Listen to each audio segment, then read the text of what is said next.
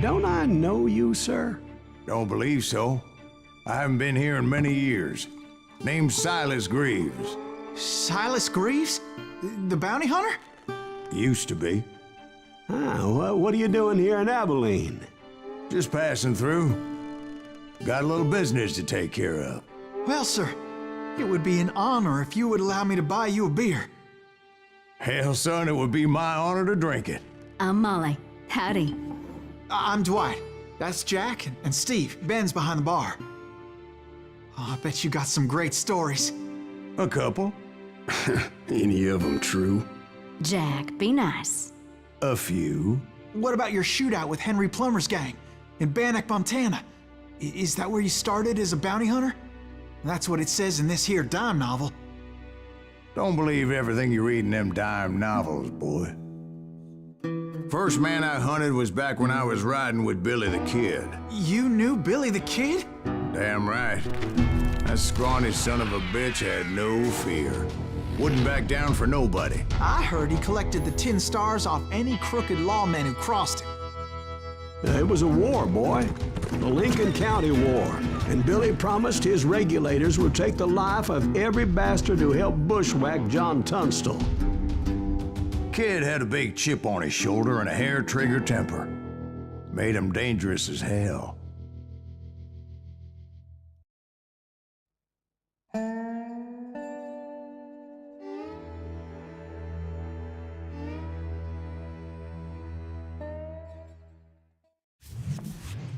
It was about 30 years ago.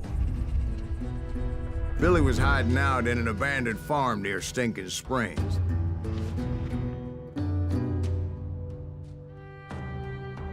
I threw in with the kid because the man I had sworn vengeance on was riding with Billy's enemies. But before I tell you why I want that sumbitch dead, let me tell you what happened that day. I was heading back to the hideout when suddenly I had this funny feeling. Funny, ha-ha? No, Steve. The other kind of funny.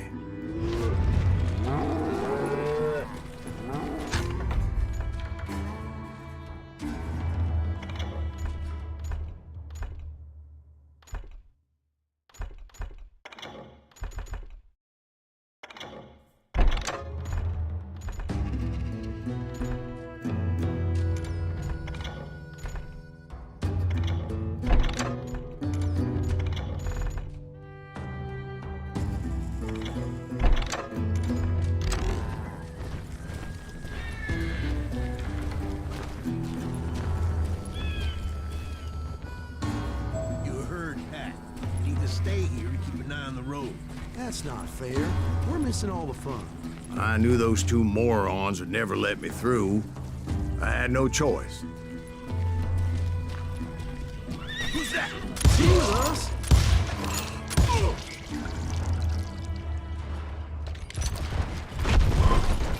Was it Pat Garrett's posse? Oh, yeah. I heard the shots and I knew I had to move fast. Fire at will! Garrett and his army of deputies had surrounded the entire homestead. I decided to help Billy and the boys out of it. So that's just what I did.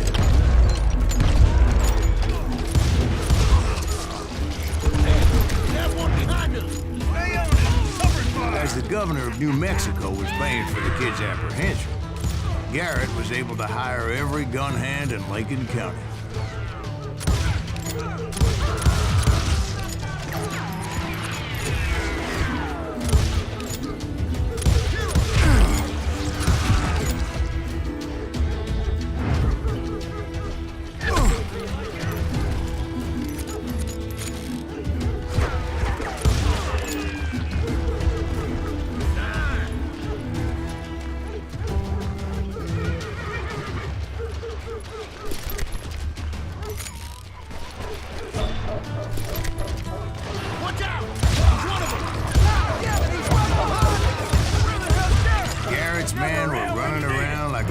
Chickens with their heads cut off. Bitches running.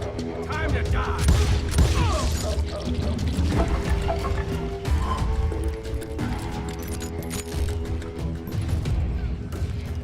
Let's do this.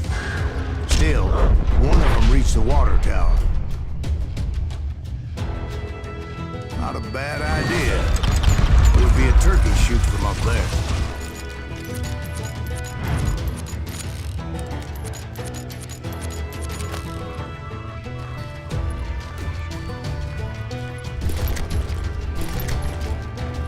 Luckily, these shooters Garrett hired weren't as sharp as tools in the shed. A lot of them were saddle tramps, or sod busters, or drunken drifters looking to make a few bucks.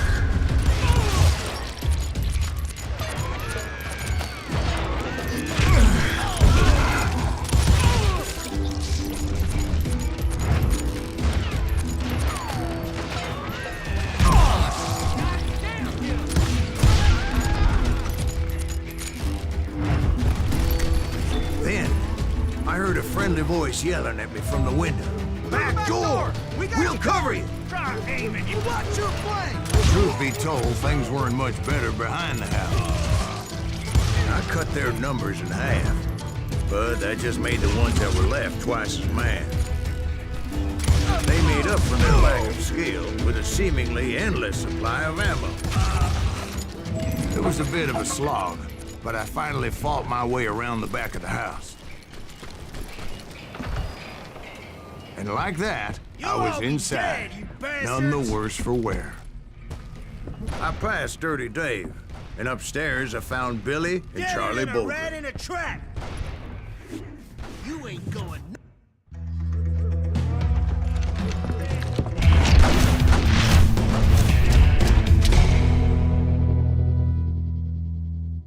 Woo! Billy the Kid! Billy looked at me and said, "About time, amigo. Grab a gun and get to the window." Wait, so you were friends with Billy the Kid? Yeah, sort of. Where'd he come from? Anyway, we were surrounded by dozens of deputized shooters who wanted to do us harm.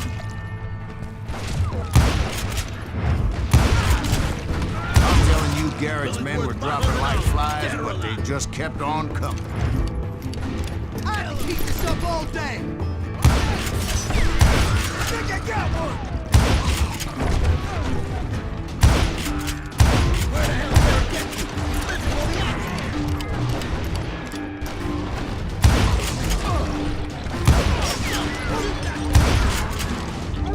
That's when Charlie got hit.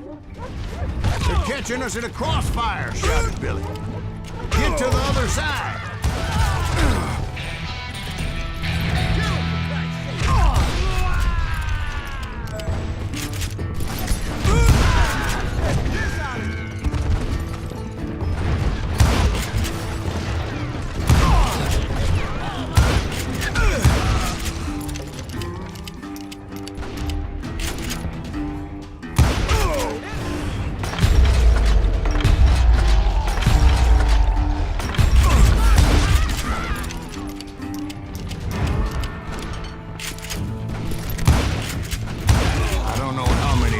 Suckers I personally put down, but it was pretty clear, even to Billy, that maybe discretion was the better part of valor.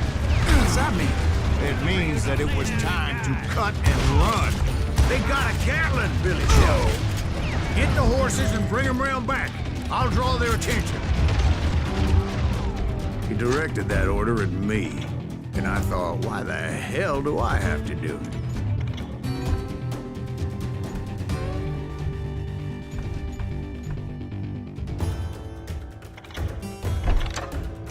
But I went anyway. Dumbass that I was back then.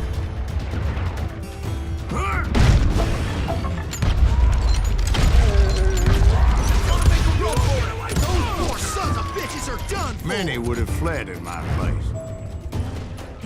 But I had that false sense of invincibility that many young men have. Like Jack here. What are you saying, old man? Jack, he's just joshing with you now. Yeah, he better be. Mr. Graves, please continue. Please, call me Silas, ma'am. Now, where was I? You were heading for the barn.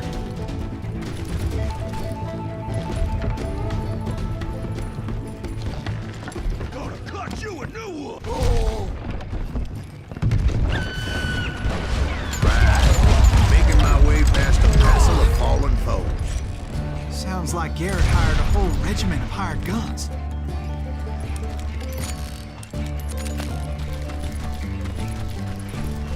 Yeah, and just when I thought I was done with them, more of these hapless bastards would pop up. Finally, I had the stables within my reach.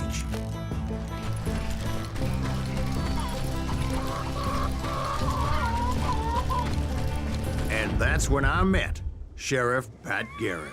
I read that you went toe-to-toe with him, sir. That backstabbing bastard with that tacked-on tin star.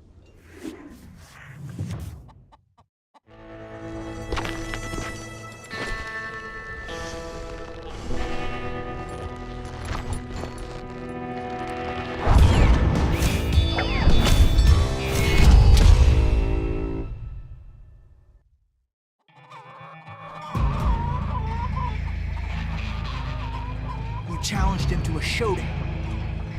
You read that in a dime novel? It said he showed no fear as he took your measure with eyes like a rattlesnake.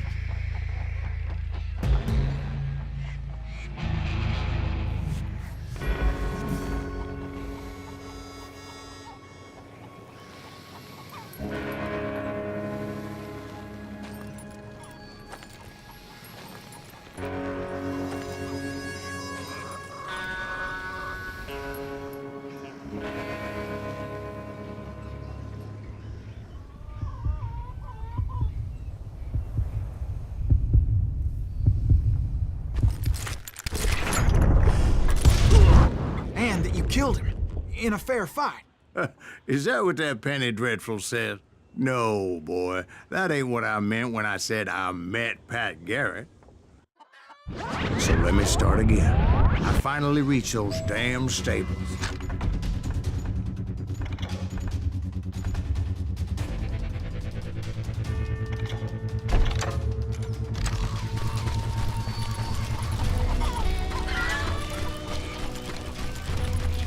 Stepped inside, and last thing I heard was Garrett's voice. That's not Billy. And go on, how did it end? And, boy, that was just the beginning.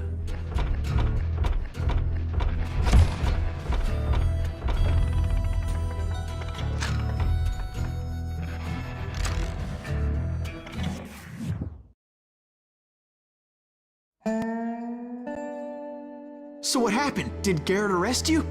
Yeah, after I came to, the bastard had clocked me with his Colt.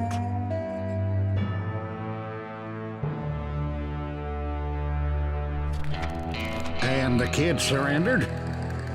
When he realized there was no getting out of there alive. So they locked you up in Lincoln?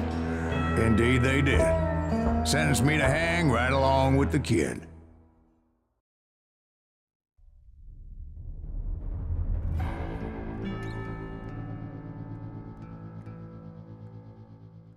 It's important to know that I was only riding with Billy so I could find the bastard I was after.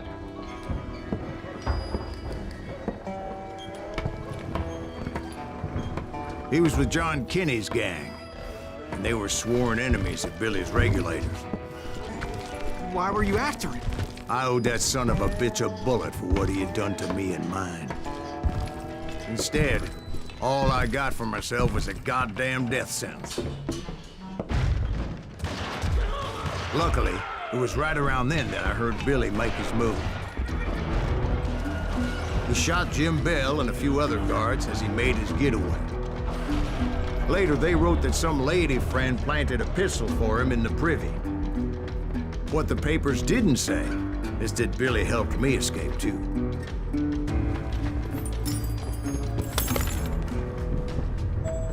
My first order of business was finding a firearm.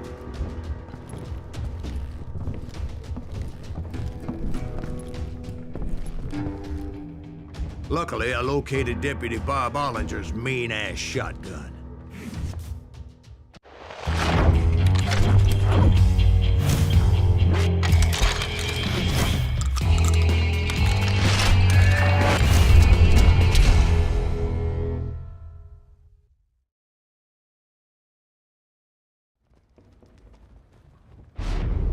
I I saw Billy through the window, and he yelled that I should take to the rooftops to make my escape. So I did. Anybody see Billy? Hell yeah. That scatter gun was like a double-barreled howitzer. It could blow a man clear off his feet. I hardly had to aim the damn thing. The kids escaped raised a huge ruckus. Guards were everywhere looking for him. Anybody see him? I had to jump from roof to roof like a damn alley cat. I followed the planks where I could. Some of that wood was slippery as hell. The whole town was up in arms. And suddenly, I was a fugitive.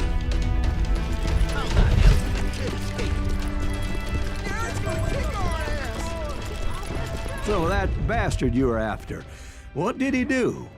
He did me and my family a grievous harm. But I knew if I was ever gonna find him, I would need to get my ever-loving ass out of there. I tried to be stealthy and sneak my way past. This town doesn't have a moment's peace. You! But hell, if they weren't all waiting for me. Apparently, some of them thought I was Billy. You go to hell.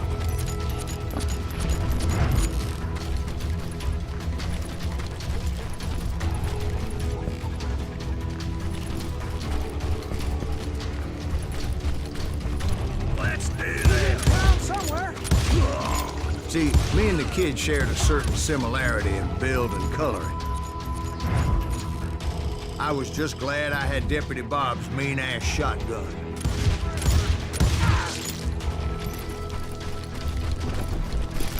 They're shooting in the street! Leave him to me. Get your headstone. There's children here. Don't let him get away. So much lead was whizzing by my head, it was like everyone in Lincoln wanted to put me in the ground. I knew I needed to find a horse. Though I never did have a great fondness for those four-legged grass eaters.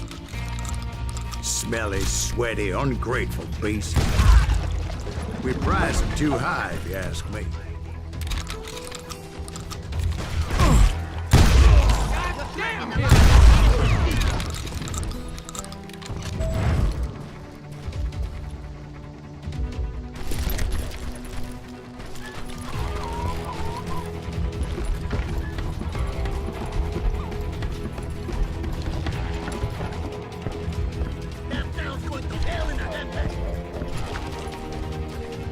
Well, where was the kid while you were busy getting shot at?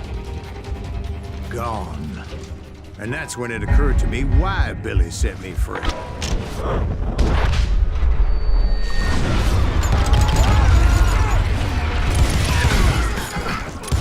I could be a hapless decoy and draw attention while he snuck out of town.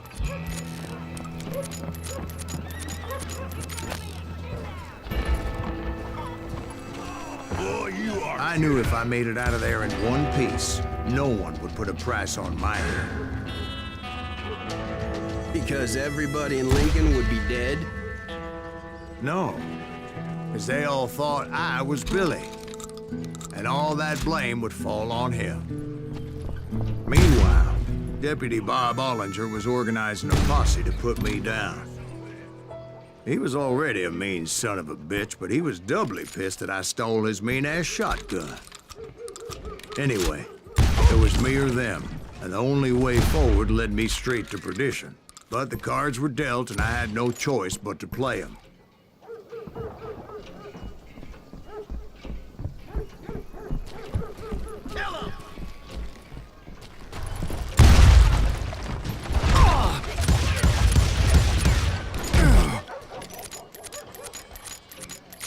We're gonna be in deep shit when Pat gets back.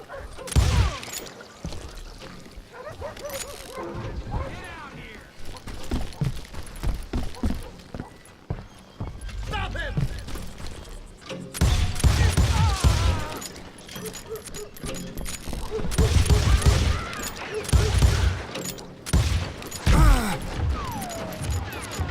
We can take him!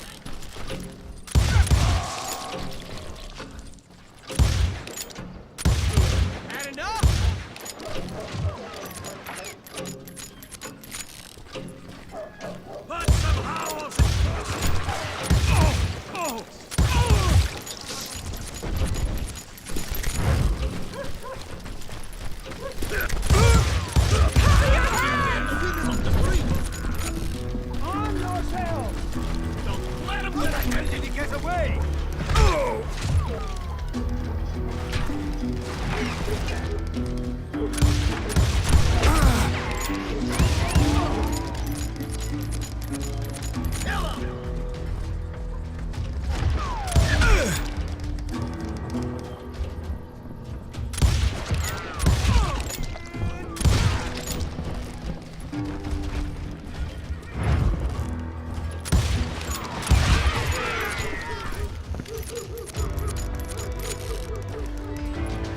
We can take him!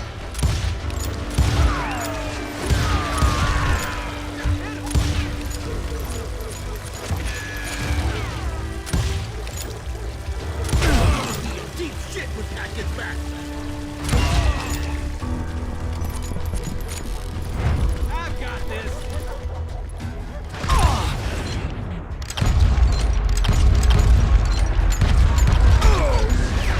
Stop him!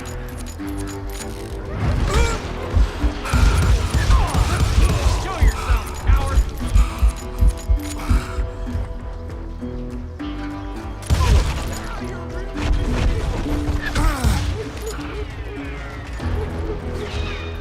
Give it up!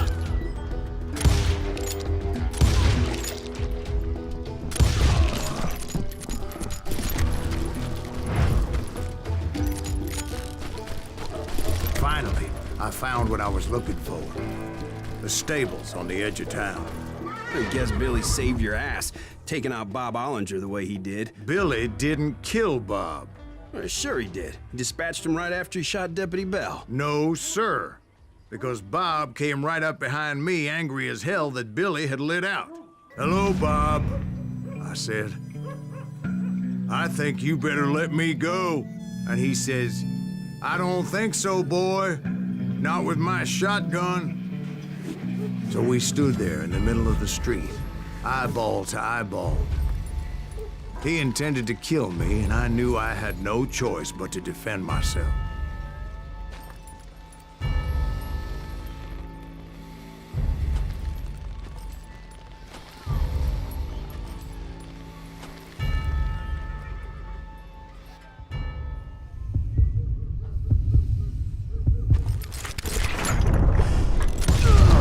I killed him in a fair fight. Everybody saw I had no damn choice. Well, Lincoln got a mite depopulated that day. Pat Garrett gunned down Billy 3 months later, so his escape was all for naught anyway. So where'd you go after Lincoln? Mexico. Until I realized nobody was looking for me. I ended up taking a job at the Rurales. The Mexican Rurales? I was hired to help them track down the cowboys. The most vicious outlaw gang in Cochise County? Curly Bill Brocious? Johnny Ringo? Led by old man Clanton himself. They must have paid you a pretty penny to take them hombres on. Not really. But truth be told, I had my own reasons for going after those boys.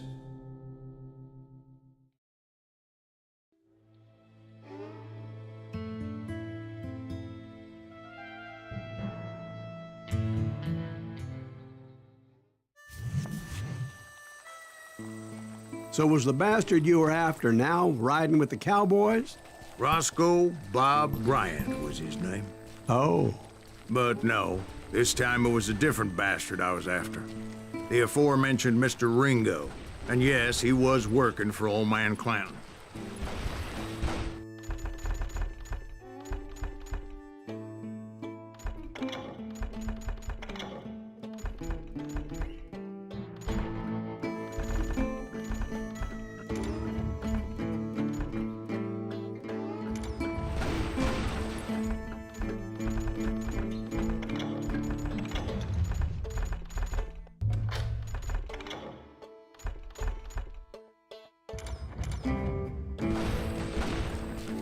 I came upon them robbing a stagecoach, which wasn't surprising, being they were such murderous thieves and bastards.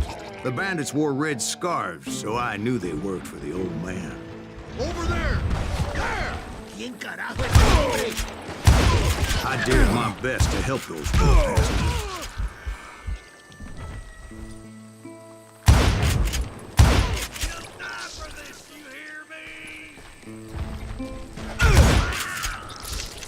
Moments later, the attackers were dead, and I checked the stagecoach to see how many passengers were still breathing. None. It was then I wondered if the rocks weren't hiding more bandits. Was that all of them? Or did I just hit the rear guard? I quickly got my answer. They attacked from on high like Apaches often did. They would appear in great numbers from above and rain down lead on their hapless enemies' heads, making use of the high ground and whatever else they had. Yep, the Apaches always appeared out of nowhere, and there never seemed to be an end to them. Hold on. Were you attacked by Apaches? What happened to the cowboys? Did I say they were Apaches? I said Clanton's cowboys attacked me Apache style. I was in a pitched battle, but I was holding my own against an overwhelming enemy force.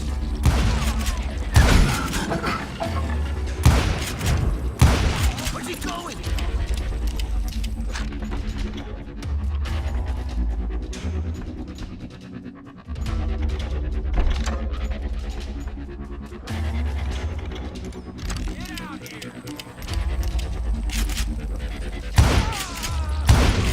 See, at the time, I was still pretty green, but often blunder into regrettable situations. But I just kept shooting at anything I could see up in those damn rocks. I didn't see Ringo, but I knew he was with the cowboys. He and Roscoe Bob had done me a dreadful wrong, and I was determined to have my revenge.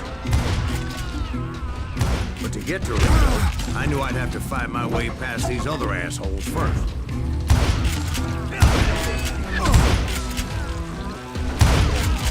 Unfortunately, I was running out of ammo. Another perfect example of my relative inexperience as a hunter of men. I immediately knew that a tactical retreat was called for, as my vengeful fury was much less impressive without the bullets to back it up.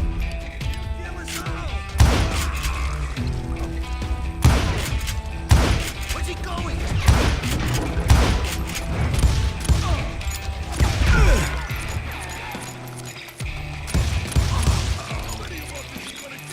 Finally, they managed to corner me. Trapped as I was, the odds of my survival seemed pretty slim.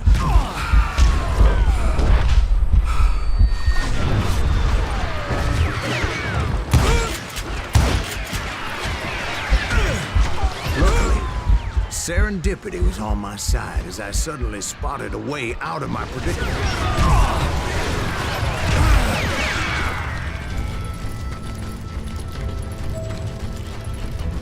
I ran ahead as if the devil himself was after me.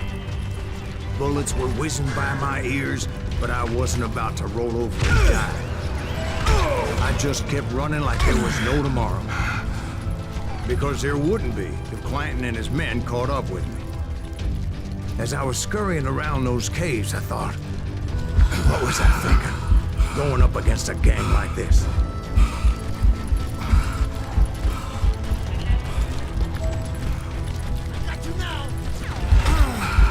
I just kept running, not knowing where the hell I was going.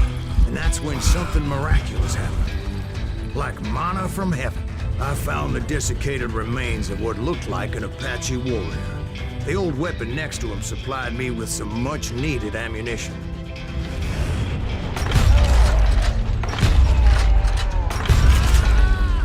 Bat Masterson once told me it was more important to be lucky than good, and he would know. And imagine my surprise when I found a fistful of dynamite to go along with that ammo. That stroke of good fortune evened the odds and bolstered my confidence. It was time to turn the tables. Time for the prey to become the predator. Time for the hunted to become the hunter. Time. All right, Jesus, we get it. They were right where you wanted them. That's right, Jack. I was done running. And the old man's boys were not expecting that. No, sir. I came at them like a wildcat. My fury knew no bounds.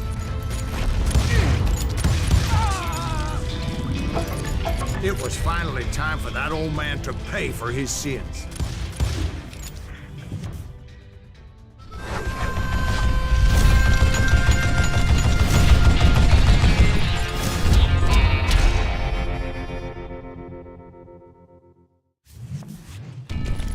I yelled out at the top of my lungs, "Clanton, I'm coming for you!" A little stealth might have made more sense, to be perfectly honest.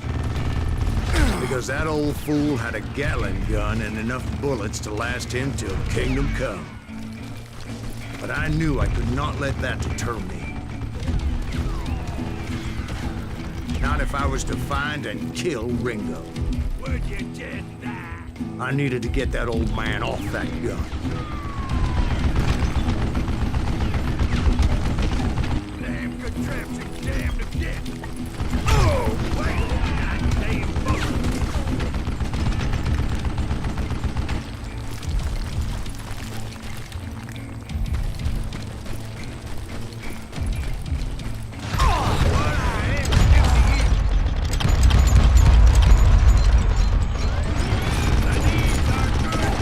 Most everyone thought it was the Juarez who had come up against him in Guadalupe Canyon, but it was just me.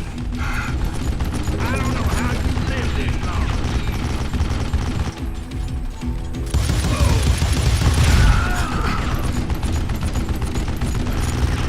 You stupid zombie. Apparently, one of the cowboys made it out of there alive, and told Ike and Billy Clanton that it wasn't a Mexican who took their father's life that day.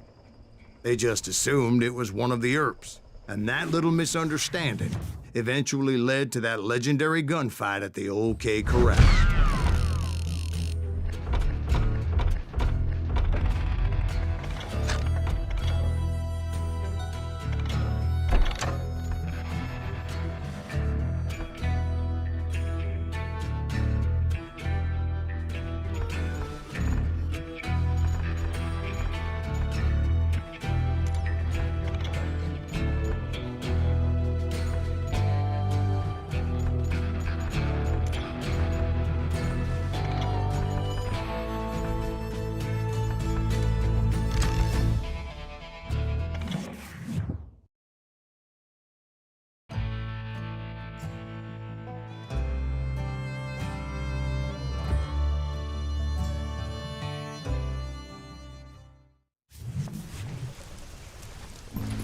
A few weeks after that dust-up at the OK Corral, I was still after Johnny Ringo.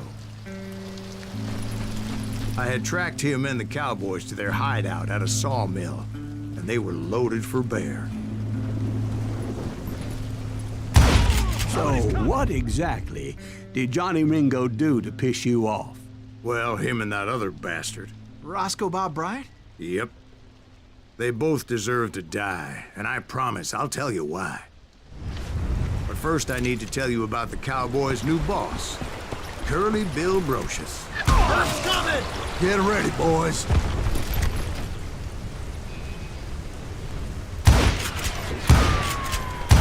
God damn you!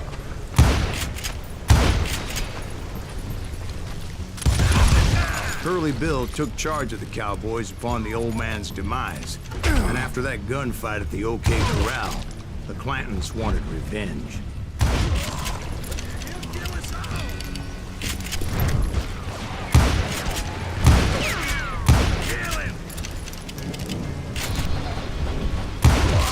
So they murdered Morgan Earp and grievously wounded his older brother, Virgil. Get out here!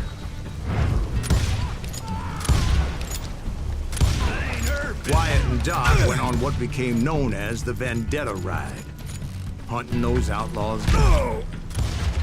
So when I showed up, that's who they thought I was.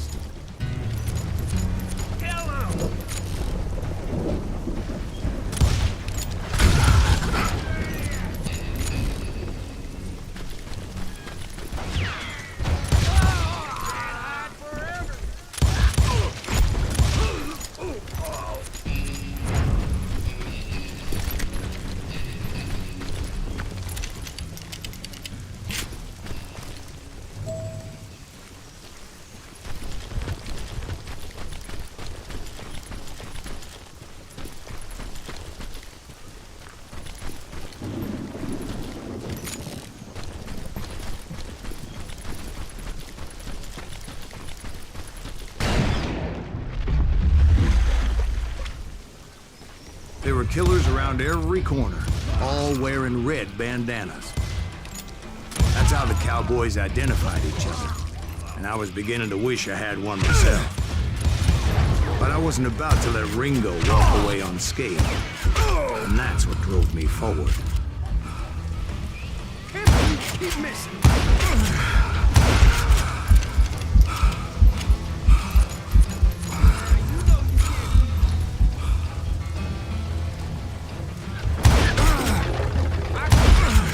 They say that Ringo was infernally fast. I hardly saw anyone faster, boy.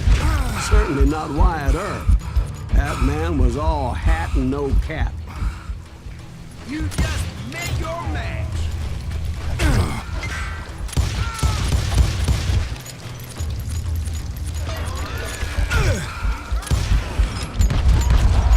Earp wasn't much of a match for him, but Doc Holliday might have taken him. That lunger should have kept his nose out of it. They never charged anyone for the murder of Morgan Earp. But everybody knew that Curly shot him in the back.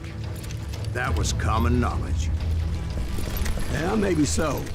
But Ringo had nothing to do with it. He was just being loyal to a friend. Is that what you call it? Being loyal? Well, to get to that loyal friend, I had to pass by some buzzsaws as big as a man.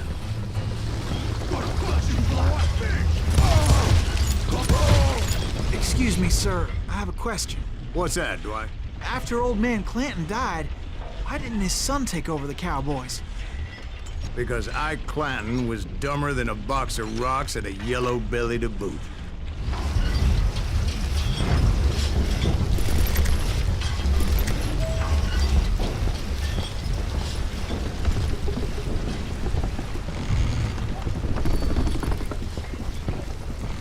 Now, where was I?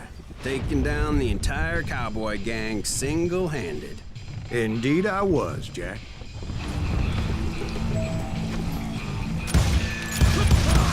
Killing everybody! God damn, he's hard to hit!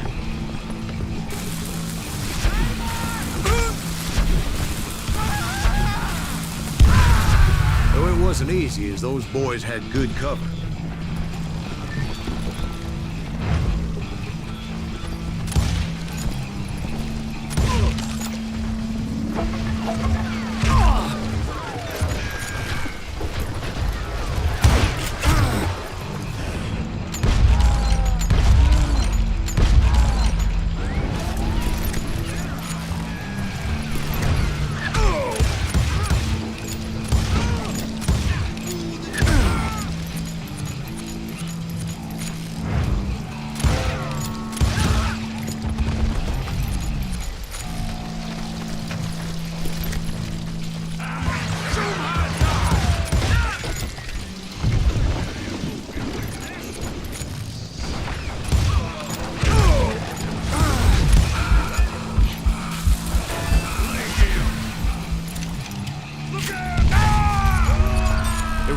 Everywhere, piles of lumber, and God knows what else for people to hide behind.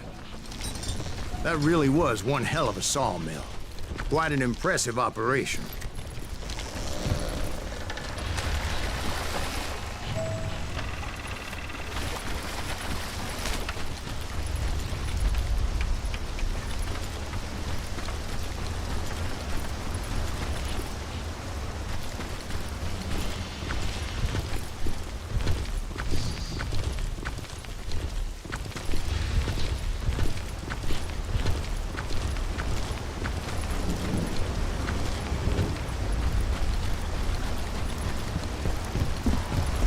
And where was Curly Bill? Did you see him?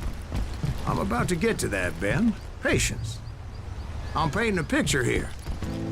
There was this beautiful waterfall and a crystal clear stream that led to a verdant valley that was truly...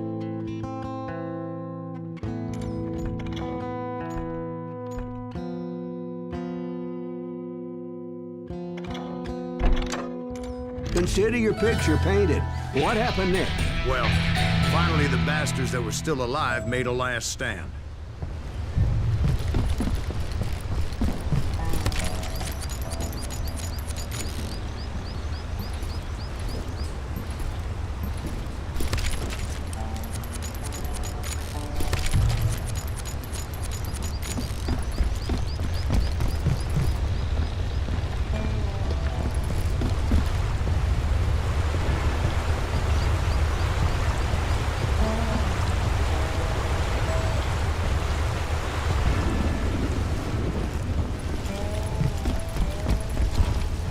Curly Bill, Johnny Ringo, and his compadres took off into the lumber yard, and I followed after.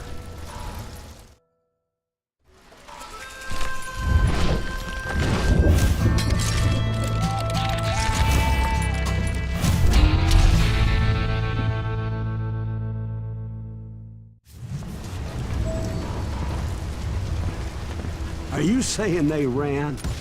Cowardice was not in Ringo nor Curly Bill's nature. No, sir.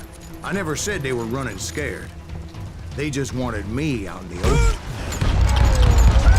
Dance with the devil! Let's do this!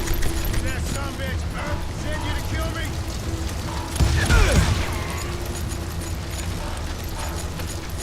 You can't hide forever.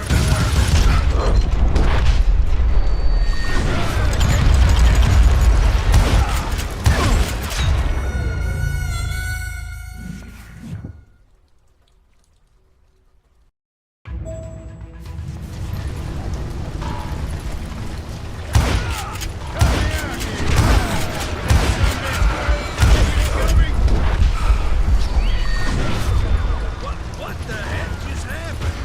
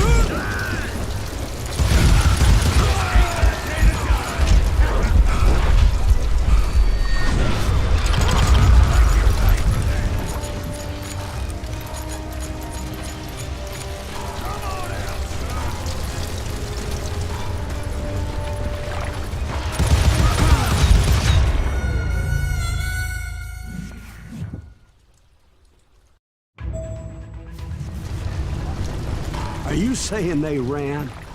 Cowardice was not in Ringo nor Curly Bill's nature. No, sir. I never said they were running scared. They just wanted me out in the open. Time to dance with the devil! You working planner? That sumbitch Bert send you to kill me? God damn, he's hard to hit!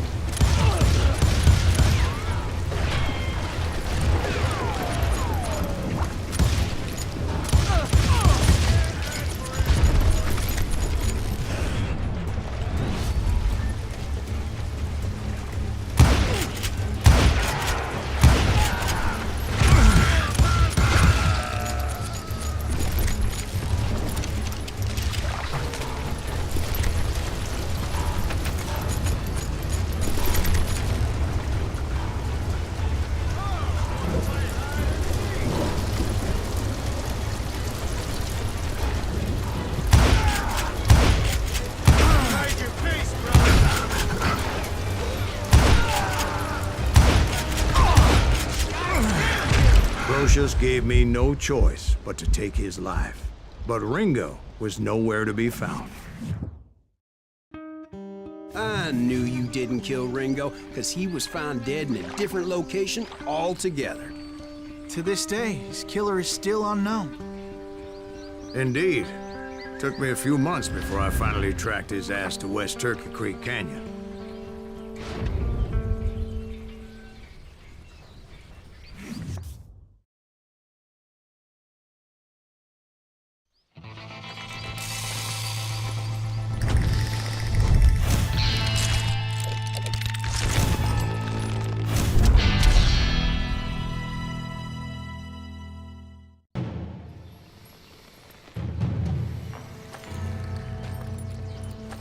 That's incredible, sir.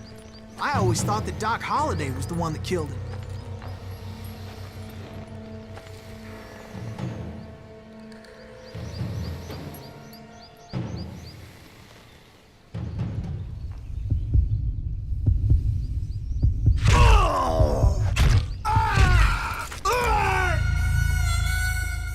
What?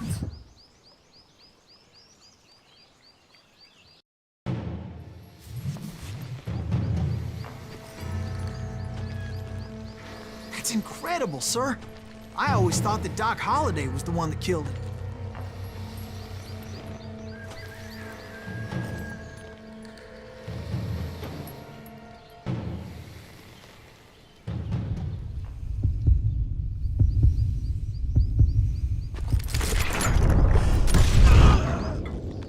Sorry I had to ruin the legend for you, boy. But the legend ain't always true.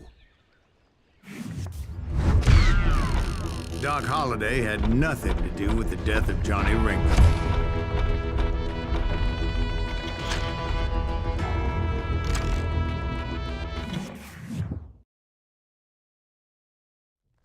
I was paid a healthy bounty for Ringo and Curly Bill, and realized there was real money to be made.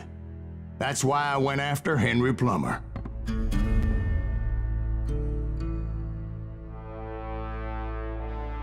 Wasn't he the sheriff who augmented his income by shaking down miners and robbing gold shipments? That's the one. Oh, yeah, I remember him. He ran that gang of thieving outlaws called the Innocents. So it's true that you went toe-to-toe with him? Indeed I did, son. Indeed I did.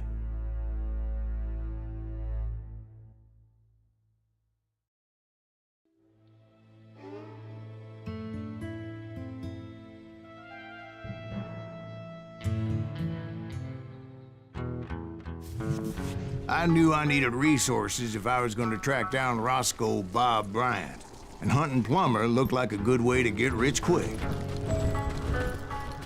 As the local vigilantes exposed him as the leader of the bandits, and put a generous price on his head. Plummer rallied his gang to plunder one last gold mine before making their escape, and that's where I thought I'd find him. It makes me nervous standing so close to all these goddamn barrels of gunpowder. Why would you be nervous? No one has the cojones to come after us. As long as you don't light up a cigar, we're fine. As my late father pointed out to me more than once, God made men, but Samuel Colt made them equal. Shit for you! I knew that dynamite wasn't mine, so I decided the polite thing would be to return it. It was the biggest gold rush since Sutter's Mill in '48.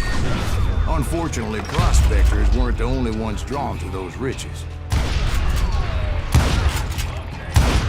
There were thieves and killers, robbing travelers and hijacking gold shipments. Like those that ran with Plummer, some were just regular folks I knew from town, drawn by greed and easy pickings. Charlie Crow, the blacksmith. James, who worked in the stable. Plummer had a lot of men on his payroll. A hell of a lot.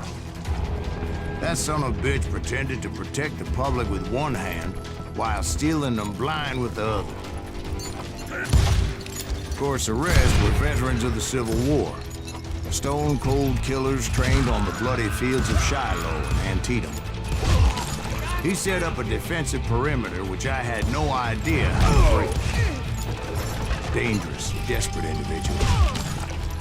I was outnumbered and in way over my head, but I was too damn stubborn and stupid to realize it. I thought I was some kind of hero. I finally made it past and headed on to meet my destiny. But first, I had something I needed to figure out.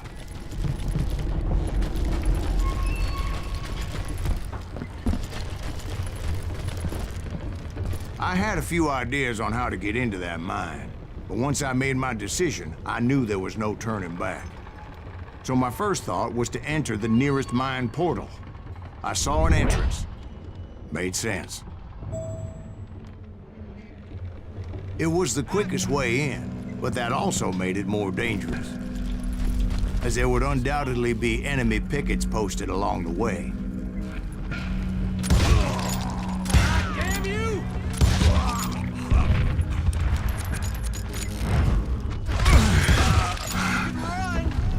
Can't hide forever.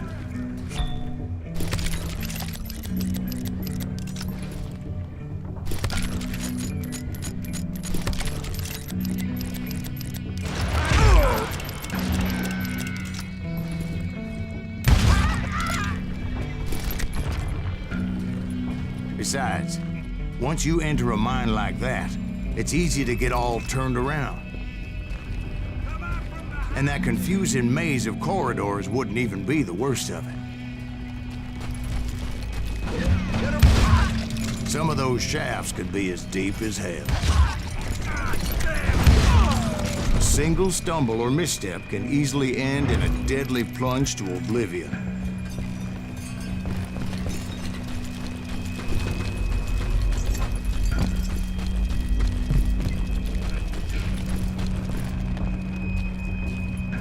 You ain't beefing me.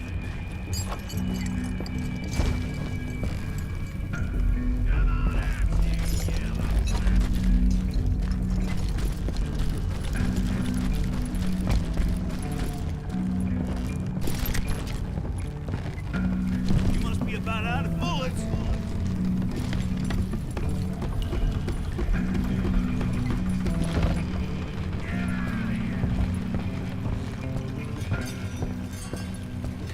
I will drop you down a mine shaft.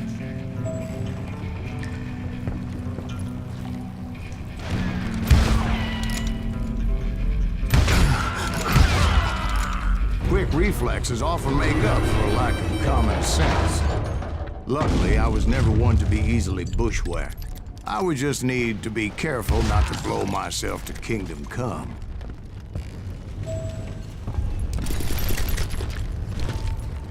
With all that gunpowder and dynamite everywhere, a body has to know what he's shooting at.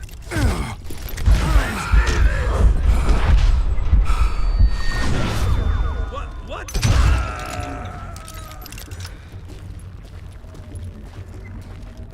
One wrong bullet could have turned that mine into a dad-blasted tomb.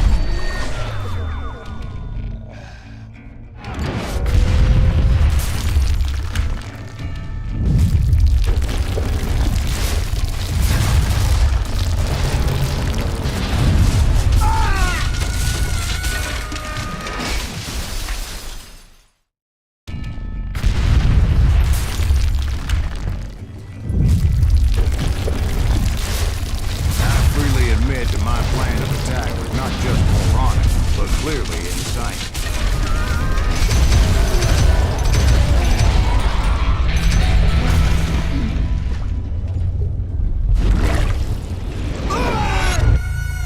It's a good thing that I abandoned that ridiculous plan before I even tried it.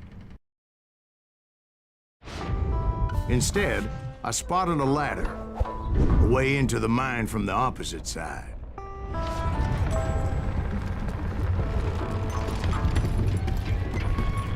It was a long way around, but that approach seemed more sensible at the time.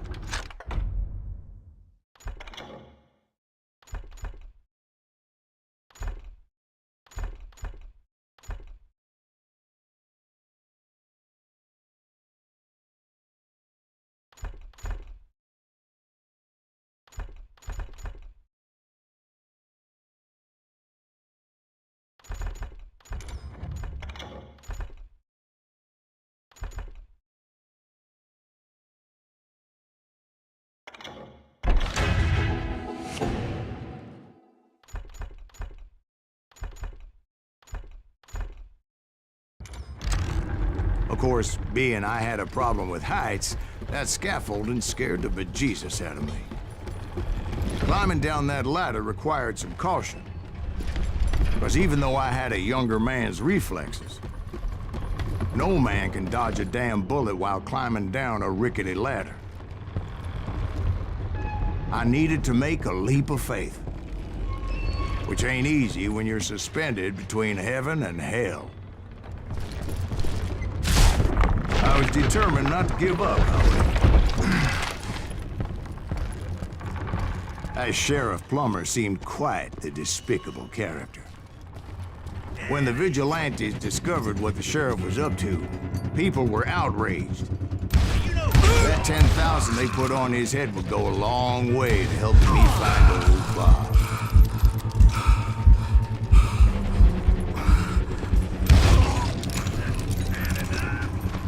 And I had made it my mission to settle that score come hell or high water.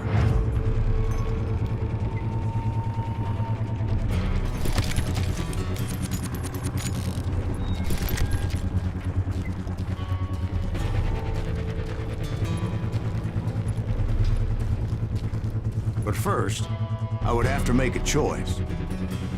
Take the elevator or climb the ladder.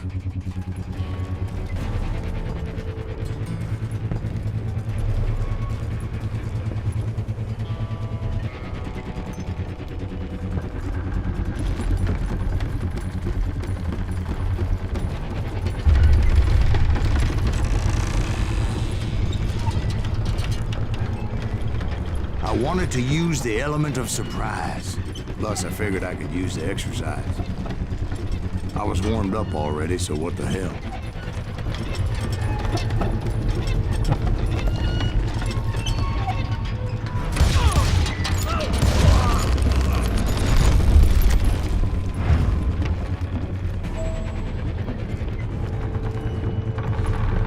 Plummer was a mad dog killer. And the people of Nevada City deserved better. Nevada City? Well, I thought Plummer met his maker in Bannock, Montana. Right, well, he was the sheriff of both places at one time or another, but that's neither here nor there.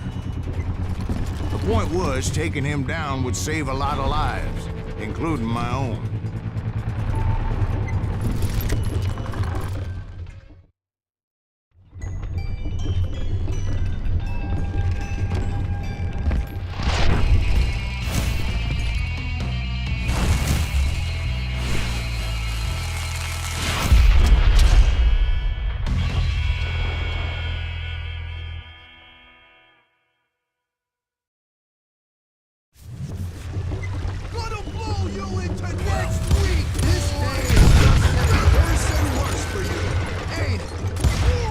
Henry Plummer was clearly unhinged, and I could see right away that this was going to take some doing.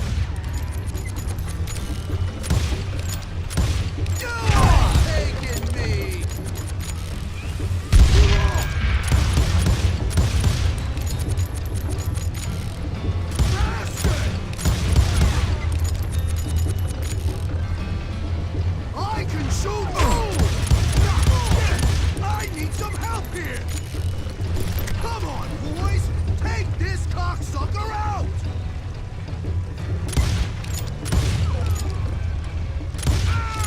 I'm gonna make you pay for that!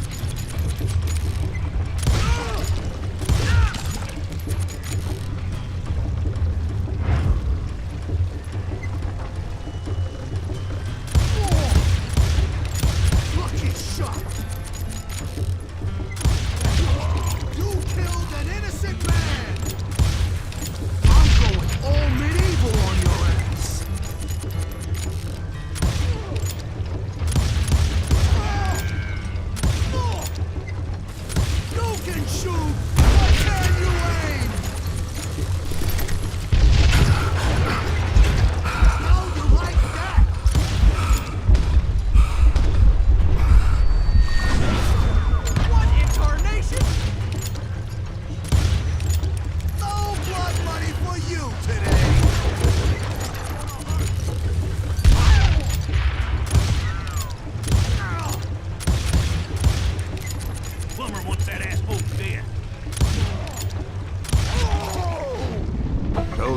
Henry Plummer died.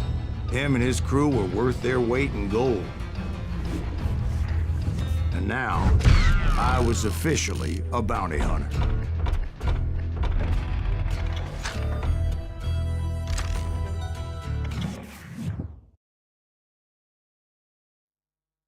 So, did you finally go after that Bob feller? Well, I heard word he was in Kansas with John Wesley Hardin. So that's where I went. Where in Kansas? Abilene. Why do you ask, Ben? No reason. Was Hardin as fast as Ringo? Ringo was fast, but John Wesley was as fast as the devil himself.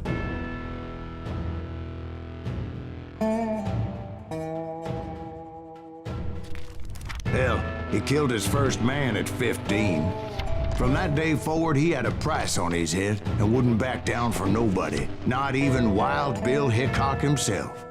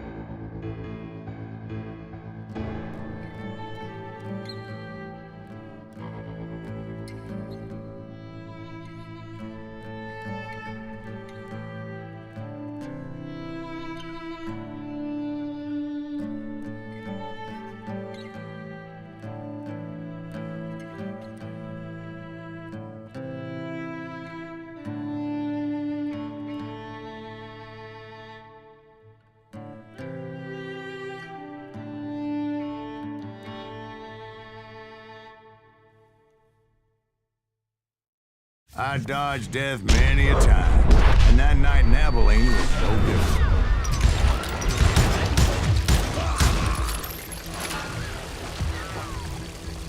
I was there with the intention of finding that bastard Bob and collecting the bounty on John Wesley.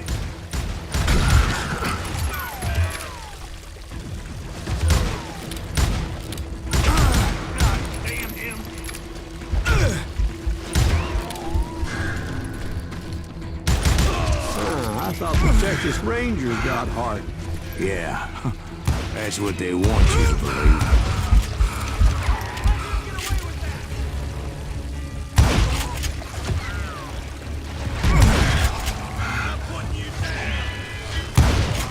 It was cold and a witch's tit and a brass bra that night as I fought my way past his loyal compadres.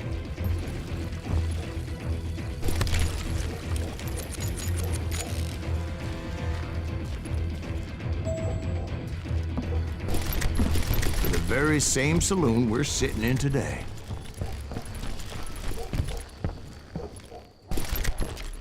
Look around and imagine this place painted in blood. Hardin was waiting for me.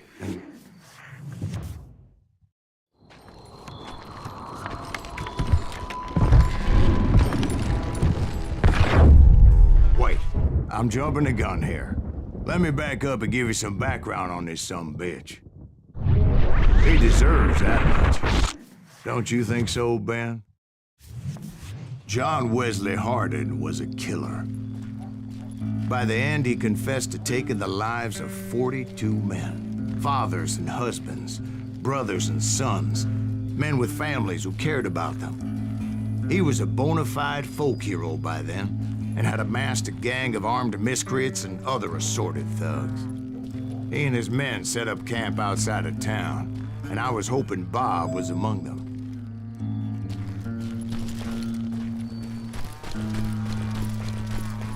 Shit, it's cold out here. Freezing my giblets off. Ain't right we gotta stay out here keeping watch like this. Ain't nobody stupid enough to go after Hardin anyway. Better 3 hours early than a minute too late.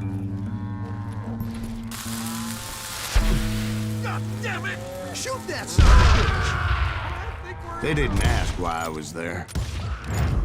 They knew. As most of them were wanted as well. I figured Hardin was here somewhere, but to get to him, I'd have to get past his gun hands. I had to spill a lot of blood to find out Hardin wasn't in that camp. He was carousing in town with his closest friends. Hardin's boys apparently didn't want me to reach the Bull's Head. Some were hightailing it into town to inform their jefe of my unwelcomed presence.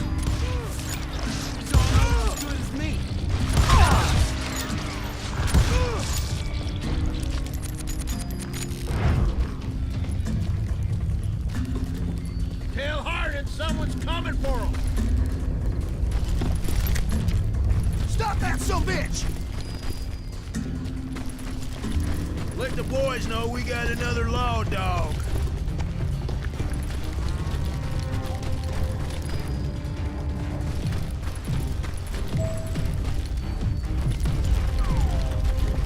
I can kill you with either hand. I wondered if Bob was among them.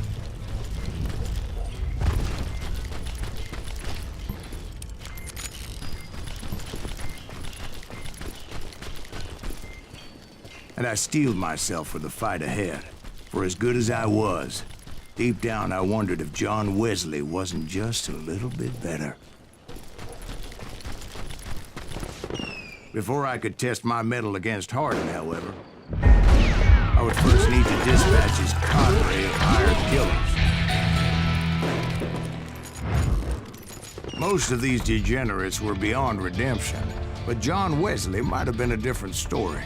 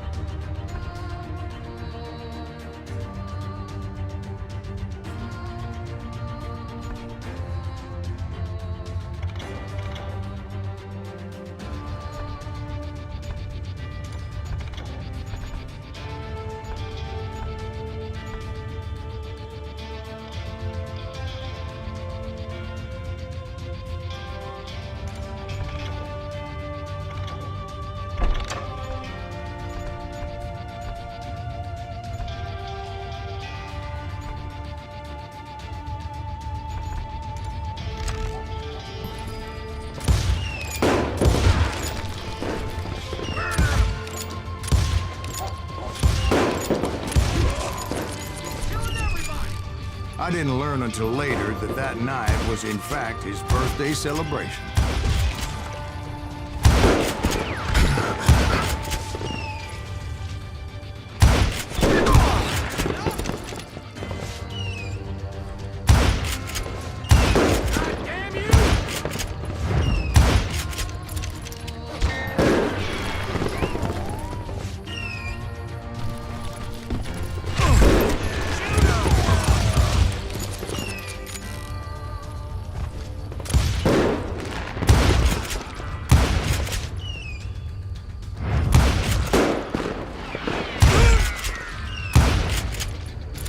I think I already mentioned that I found Hardin in this very saloon.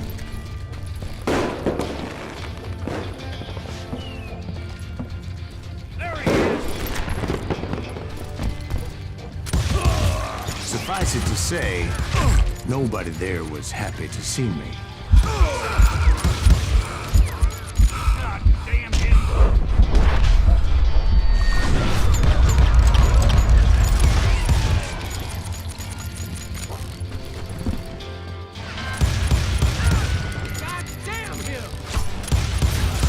In fact, I felt a certain hostility.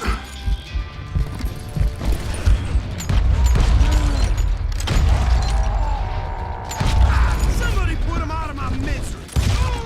I was disappointed that neither Bob nor John Wesley were among the dead.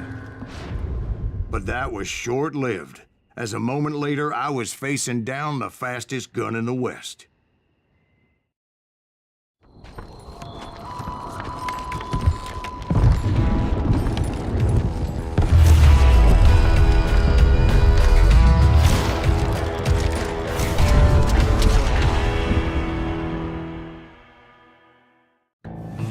I felt a bolt of adrenaline, or maybe that was fear.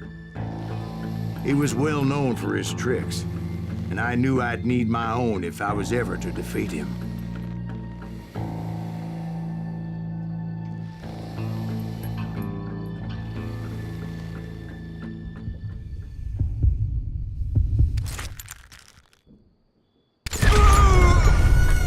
No, wait!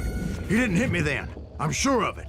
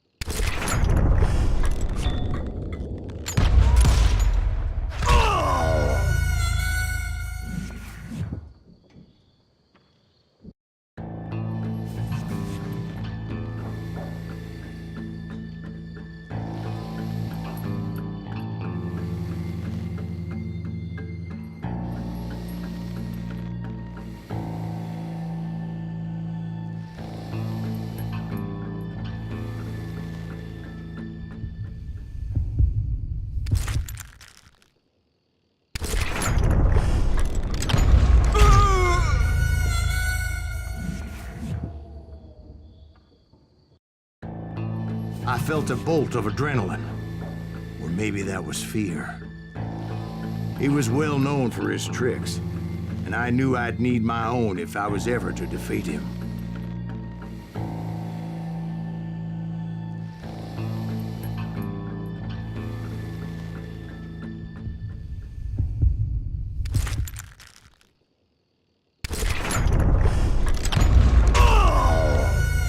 No, wait!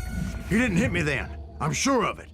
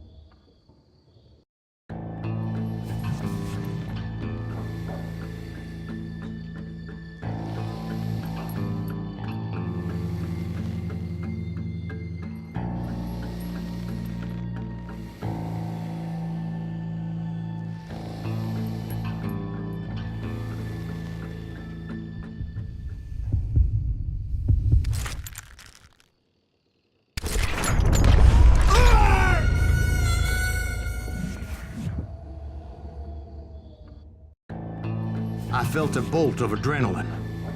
Or maybe that was fear. He was well known for his tricks, and I knew I'd need my own if I was ever to defeat him.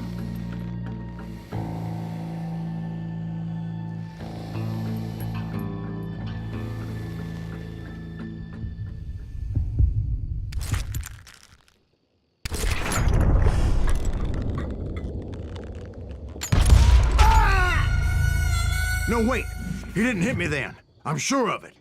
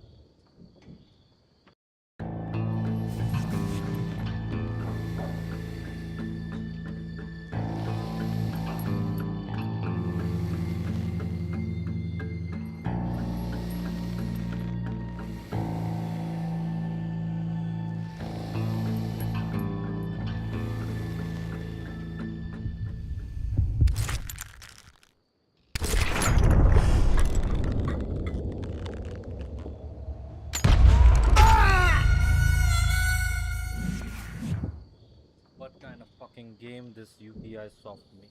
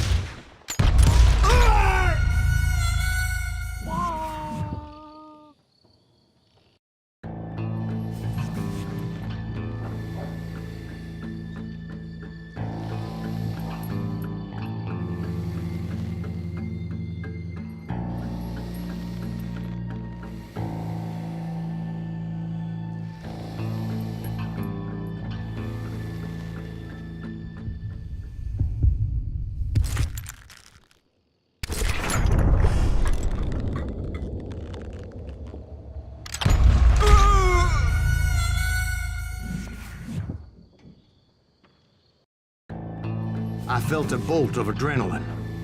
Or maybe that was fear. He was well known for his tricks, and I knew I'd need my own if I was ever to defeat him.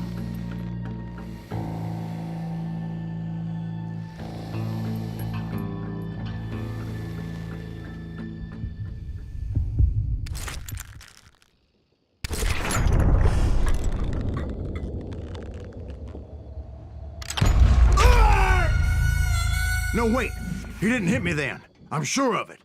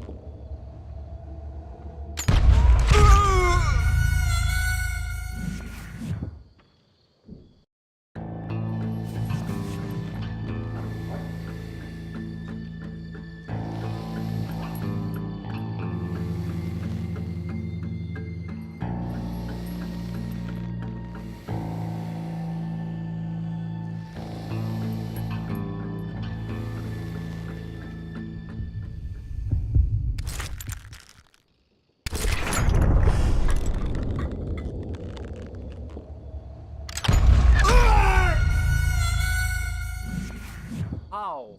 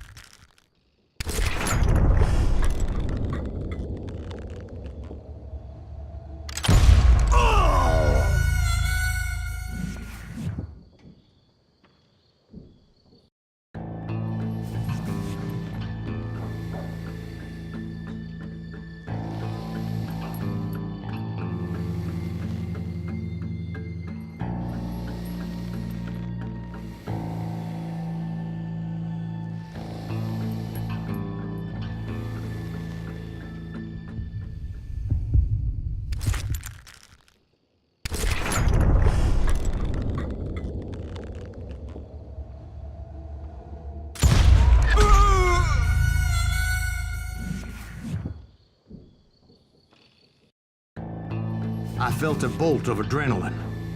Or maybe that was fear. He was well known for his tricks, and I knew I'd need my own if I was ever to defeat him.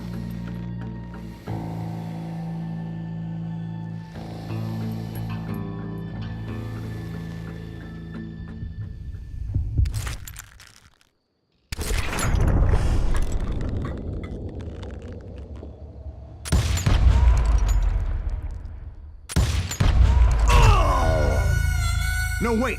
He didn't hit me then. I'm sure of it.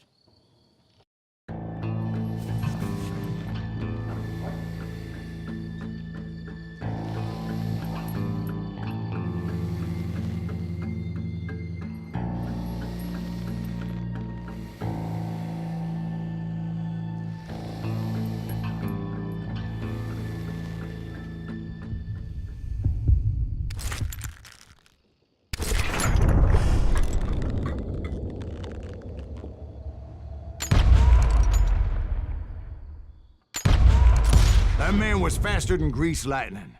But being inebriated as he was, he didn't count his shots. And now, he was at my mercy. So he didn't die? No, I sent him to prison. Years later, after he was free, some restless Avenger took his life. Shot him in the back at a saloon just like this one. Anybody up for another beer? Ben?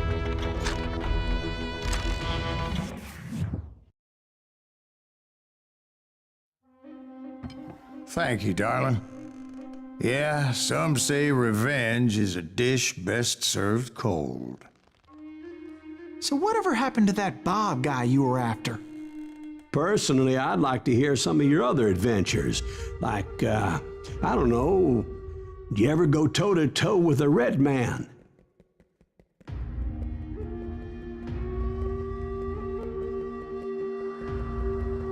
Yes, I did, Ben. I remember once I was after this renegade Apache, Grey Wolf. Strangely enough, revenge was also his primary motivation.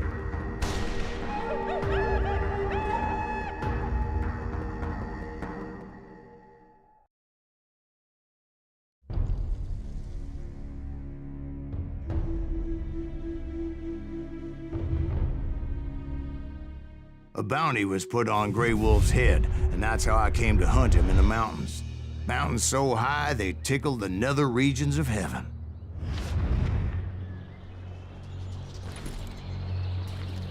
Grey Wolf was a Chiricahua Apache medicine man who had led a war party in revenge for a massacre against his people.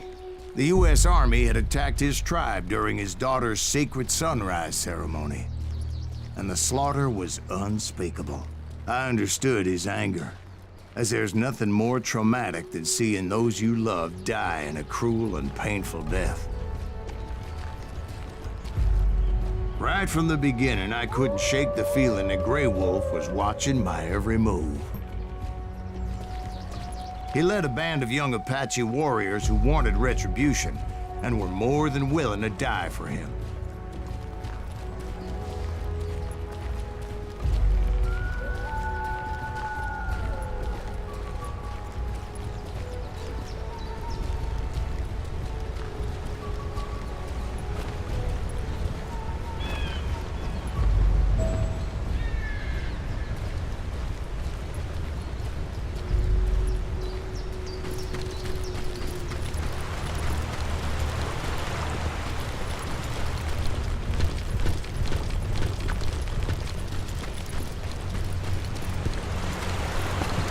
They saw me before I saw them.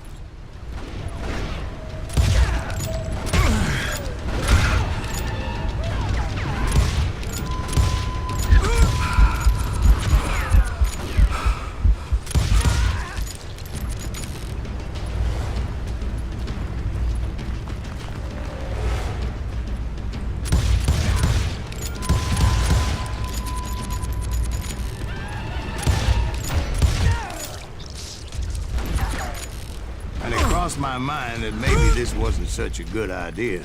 But now that the shooting had started, there was no backing down.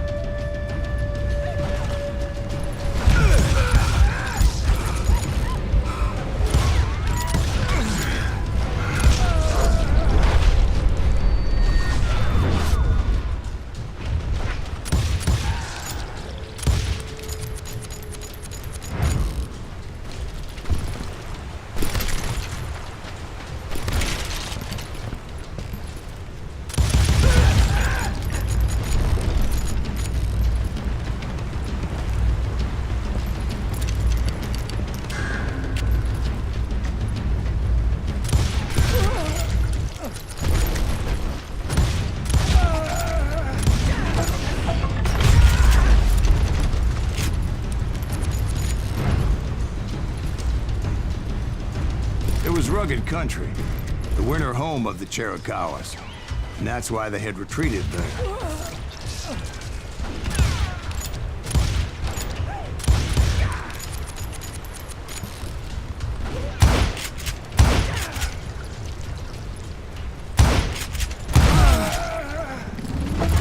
I admit to having some regrets about going after them the way I did. But then again, I got a lot of those.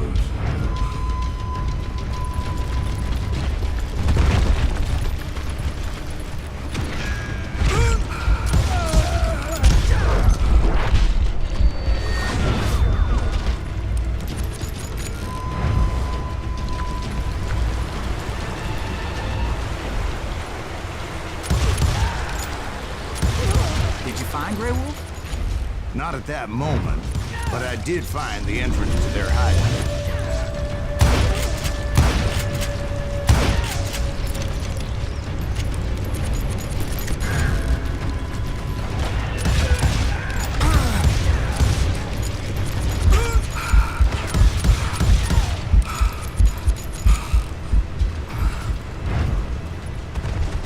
deep crevice that led to a deeper cave. Don't tell me you're in there. Yeah, but it's not out of bravery so much as pure, angry cussedness.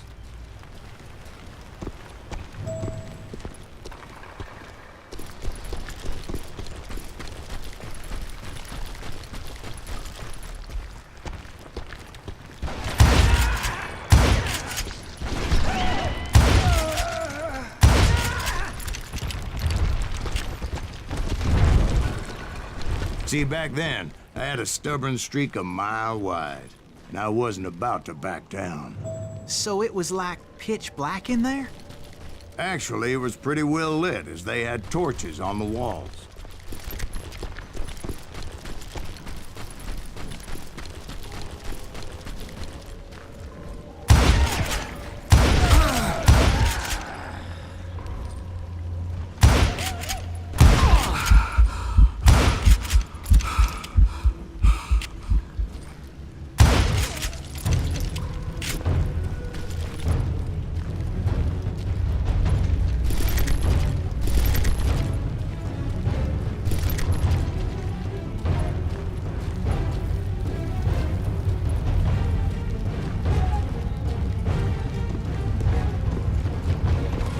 How big was his cave? Big as hell, Ben. Chiricahua had hid out there during the Indian Wars.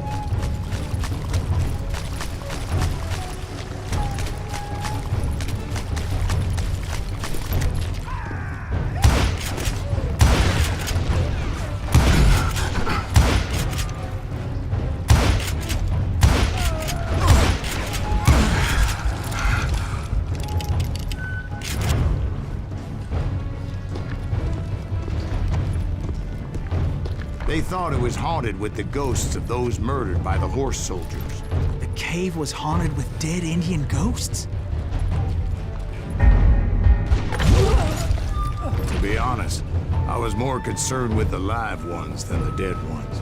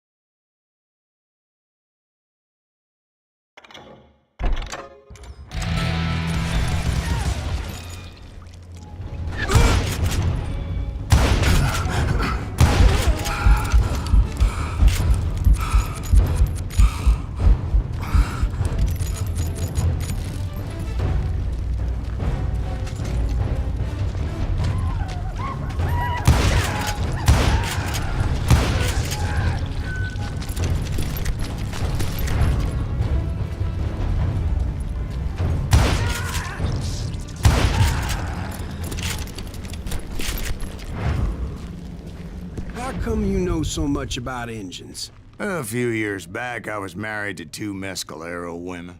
At the same time? Yeah, they were sisters. Polygyny is traditional among the Mescalero.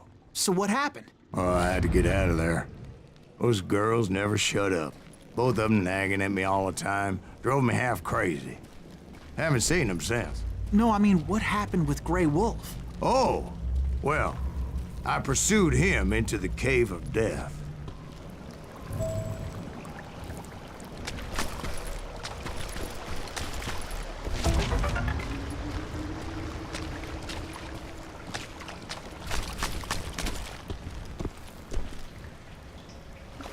I came upon this flooded grotto, and that's when I saw him. He came to me unarmed and unafraid. His voice echoed in the shadows, and I sensed he meant me no harm. You carry great darkness in your heart, and if you do not release it, it will claim your soul. The sound of his voice put some kind of ancient Indian spell on me. As his story unfolded in my mind, You will come to this place again and kill many more men, and the darkness will grow until it consumes everything that you are. The soul would have no rainbow if the eye had no tears. He said I was a great warrior, a coyote man, unequaled by any other pale-faced warrior, or something like that. The snakes will bite shadows of your past until a venom poisons your heart, and an echo of the song of the dead summons the spirits deep from within the mountains. I didn't quite get what he was saying, but there was definitely snakes. And indeed, his warriors surrounded me and attacked me like hungry wolverines. They couldn't stop me, though, and Grey Wolf wasn't in the mood for idle talk.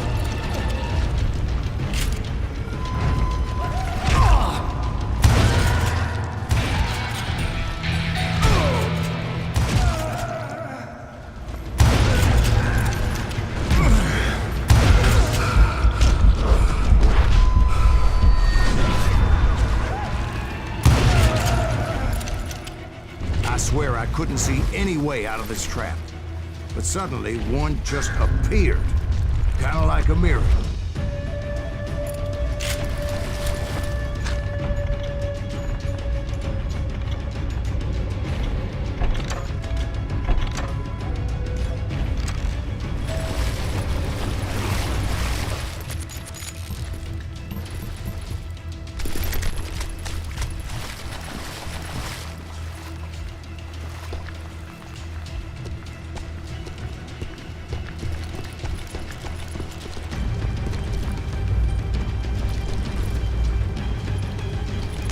I felt like I would be lost in that damn cave forever. Finally, I found myself back outside, perched on the edge of a precipice, overlooking a thundering whitewater river. To get where I was going required several leaps of faith, but no way in hell I was turning back.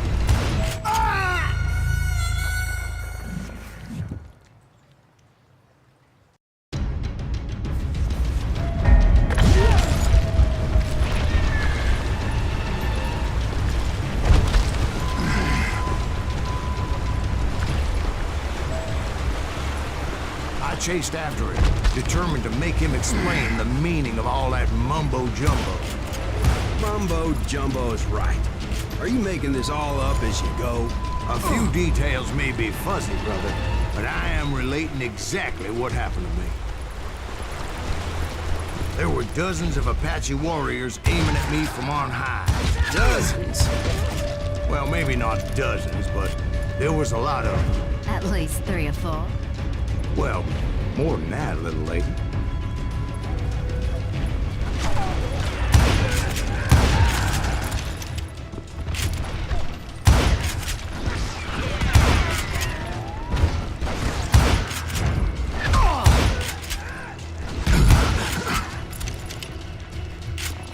I had a steep climb up creek ahead of me and scrambled up those rocks like a mountain goat.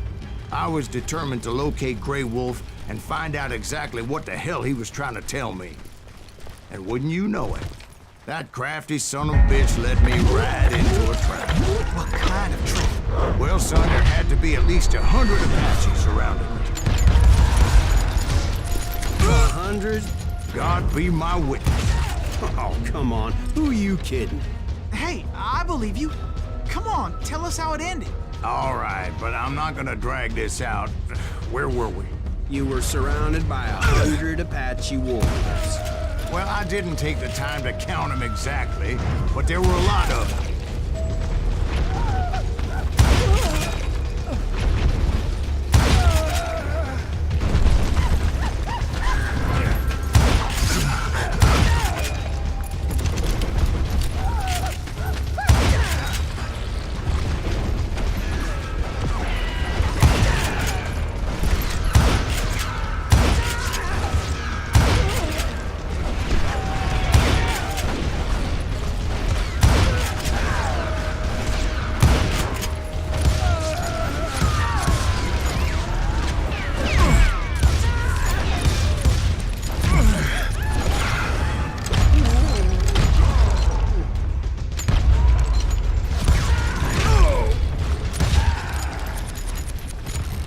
And in the end, a path appeared before me that I had not seen before.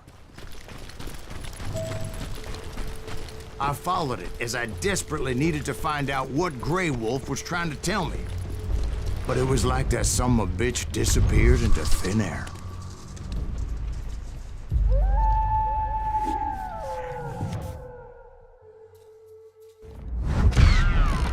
Never did find him. And never did collect my goddamn bounty.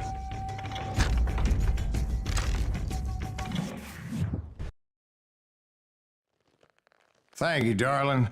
It's interesting how the truth can sometimes seem, might malleable, depending upon your point of view. Like how those dime novels make you out to be something you're not? Jack, don't be starting trouble. No, he's right. They do tend to exaggerate. Did they exaggerate your part in taking down the Daltons? Well, I was there in the flesh, boy, so I saw what happened firsthand.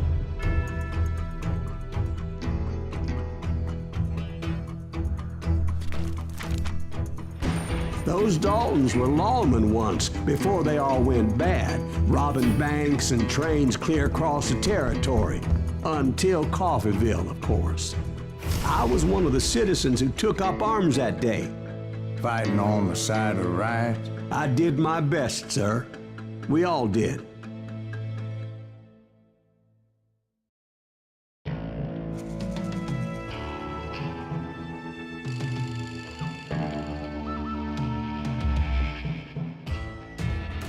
It was early morning.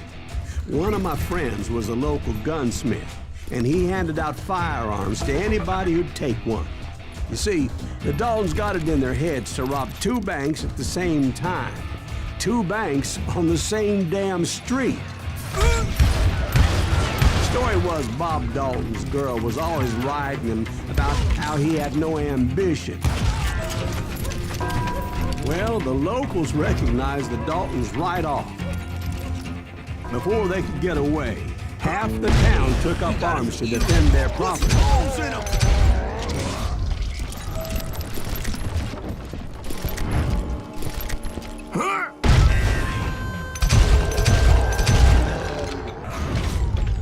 The brothers paid dearly for their stupidity, but everybody knows they had it coming. There's more to it than that. I read all about that day, so I know for a fact that it went down very differently. First of all, it was high noon. A posse of U.S. deputy marshals were on the rooftop across the street. Get ready, boys. They're gonna make a move. The lawmen had been tracking the Daltons for months, and now they finally had them dead to rights. Among them was a bounty hunter feared by many a lawbreaker. The marshals tried to get the Daltons to surrender. They'll give up eventually. We just gotta wait for something to come out. This bounty hunter knew that the brothers were far too proud to ever lay down their guns. He went in there alone to confront those criminals. One of the marshals shouted, "Where are you going? Are you crazy?" Hey, where do you think you're going, dumbass? That rifle's mine. But he paid him no mind. He saw a way to get around to the back of the bank.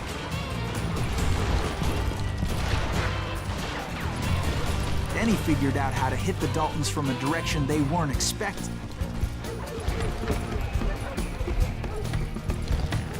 A moment later, he was climbing up a steep ladder, laughing at danger as he did. It was brave men like him who risked their lives to tame this wild country.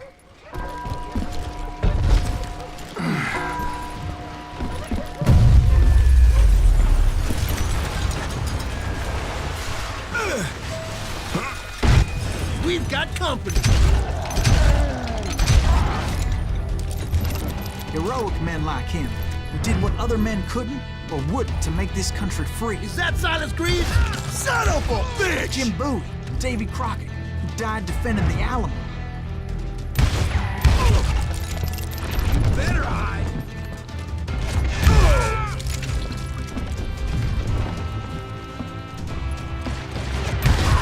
You rule the day.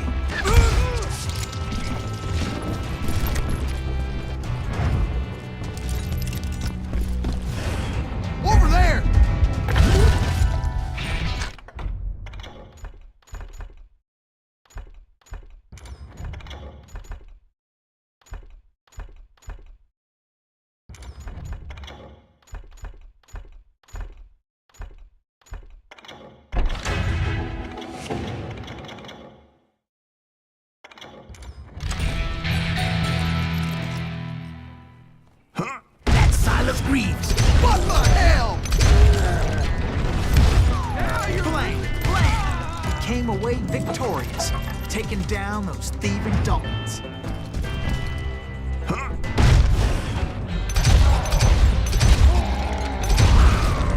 His name was Silas Greaves, and when the dust finally settled, he was the last man standing. Sorry, kid, but that just wasn't the way it happened.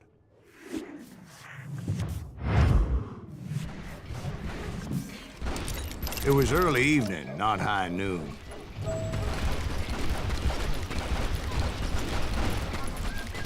The Daltons blew up a safe, and were all set to hightail it out of there. I was late to the party, and Coffeyville was already up in arms. Those pathetic deputies surrounding the bank were dropping like flies.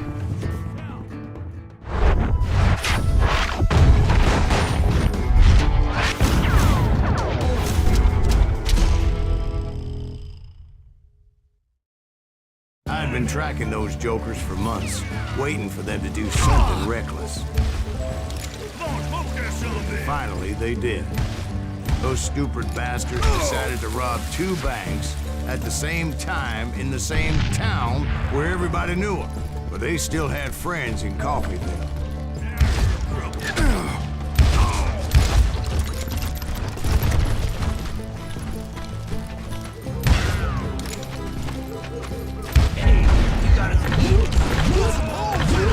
Those friends came after me like a pack of wild dogs, tooth and nail. They were coming at me from all directions. I caught sight of the Daltons running with the money and didn't want to lose them. Problem was, they knew the town better than I did. And to top it off, I found myself in the middle of another shootout entirely. Did the Daltons hole up in somebody's house? No, it was the Smiths, I believe.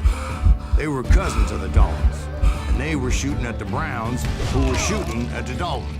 Which wasn't any surprise, because those 2 families have been feuding forever. And since the Joneses are related to the Browns, they shot at the Smiths, pissing off the Heimhoffers, whose daughter recently married a Smith.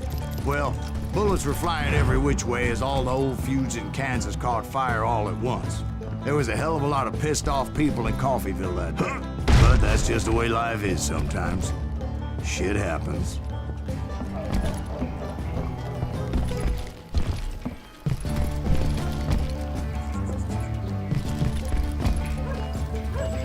The Dalton boys knew I would never give up. Those Daltons weren't the sharpest knives in the drawer, but they always stood together. They set a trap to slow me down and allow at least 2 of them to escape. The 3rd brother stayed behind to plant me, just in case that trap of theirs didn't work.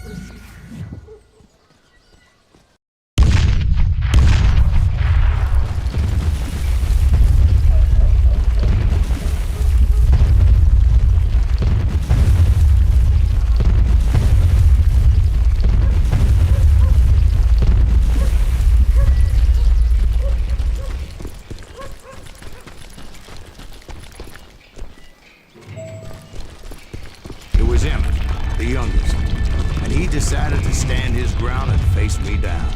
I ain't afraid of you, Silas Greaves. This is where it ends for you. He was determined to protect his brothers. I understood how he felt. Taking me on all by his lonesome wasn't exactly a recipe for a long life.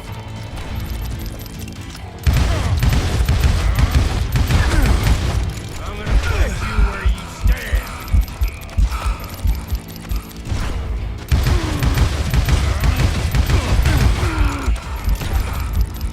Send you to the bone orchard.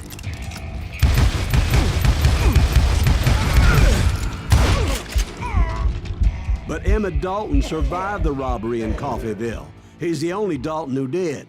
They say he was shot 23 times. Well, Dwight, who do you think put all those damn holes in him?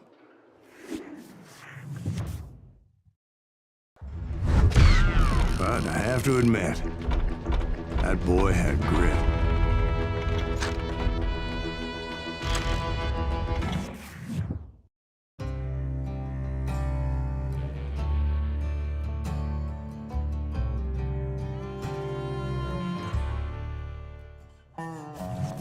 We'll get those suckers. It took me a couple of days to track the Daltons down. They can't get away with this! And in that time, a whole posse of local vigilantes offered to lend a hand. We'll track him to the ends of the earth. They seemed as determined as me to find those outlaws.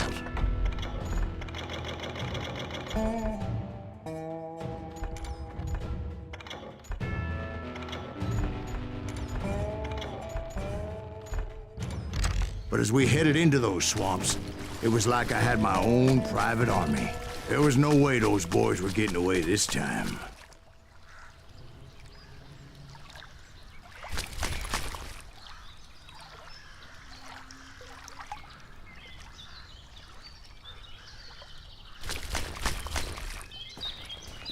It was early fall, right? Beautiful time of year. At least you had the weather on your side. Not by my recollection. It was damp and foggy as hell. It was tough to stay on a true course, so we kept an eye out for landmarks.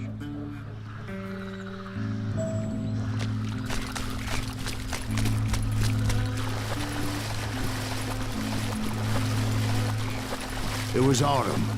The maple trees were in full color, red as blood.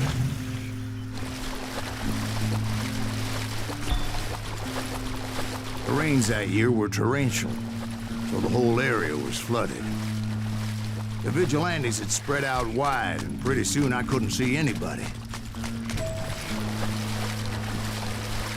Bury them in the swamp! Plant them where they stand! Except for some bitches ahead of me wanted to do me harm, so I had to face them alone. I wondered why my compatriots didn't come running when they heard the shots.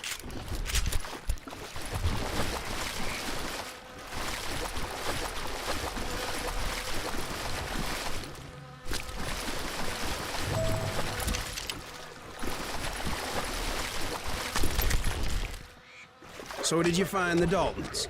Not yet, but I did have the questionable pleasure of meeting a few of their friends.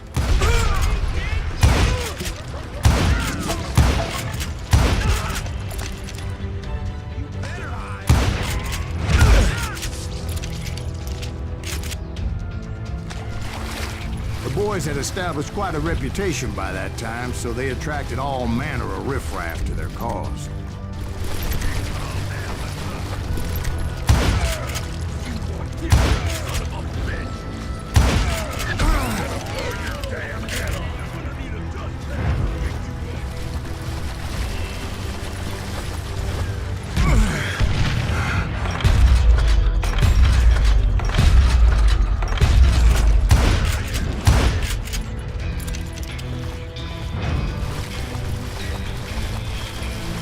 Point being, I was under serious attack.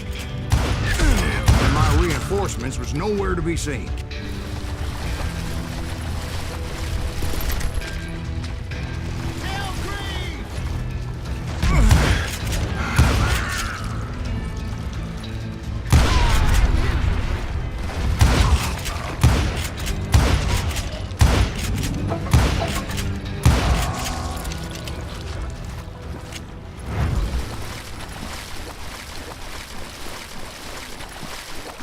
But luckily, a barn materialized as if right before my eyes. I scrambled up top to get a better view. But just ended up falling inside. So, how did you get out? The barn doors was open. About right then, I saw some suspicious characters running for the bushes. Of course, I followed them. But that goddamn swamp was like a goddamn maze, and pretty soon I had no goddamn idea where I was. Steve? So I just started walking, and pretty soon... Steve? Steve? Huh? Oh, no, I'm listening. Indians surrounded me from all sides.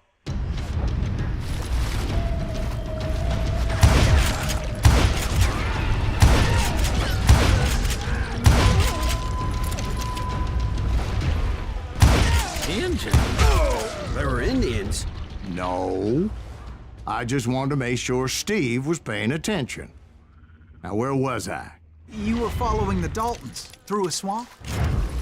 That's right. See, Steve? Dwight's paying attention. No, I'm listening. I was just resting my eyes. So, where was I? The Daltons. Right. See, there's a reason so many outlaw gangs are made up of brothers. Being a brother is a very sacred thing.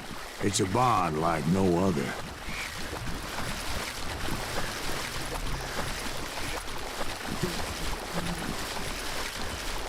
Bounty hunters! Stop that, son bitch! So did you ever find the damn Daltons? Not yet. But I did find a few of their cousins. You Kansans breed like rabbits. More Smiths or Heimhoffers or who knows what. But hell, what's more important than family? I bet Ben knows what I'm talking about.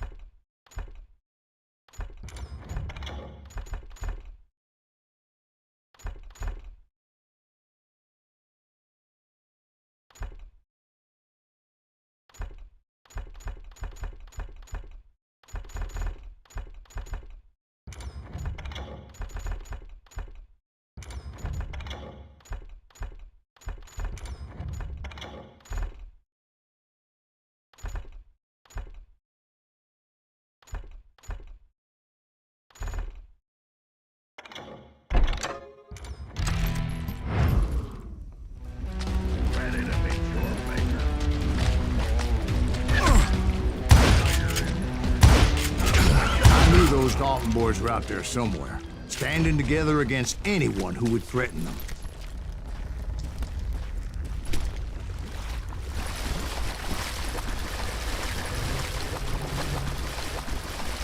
And that's when I saw it. A goddamn steamboat. A steamboat in a swamp? Yeah, Steve, but this wasn't much more than a wreck, really.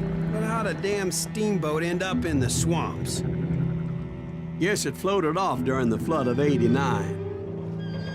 Now, was it a stern-wheeler or a side-wheeler? What? Does that really make a difference, Steve? It was a steamboat with a goddamn army on board. It was in that a fusillade of bullets come raining down from our house, and those vigilantes who accompanied me weren't anywhere to be found. But among those men that were shooting at me, I thought I saw some familiar faces.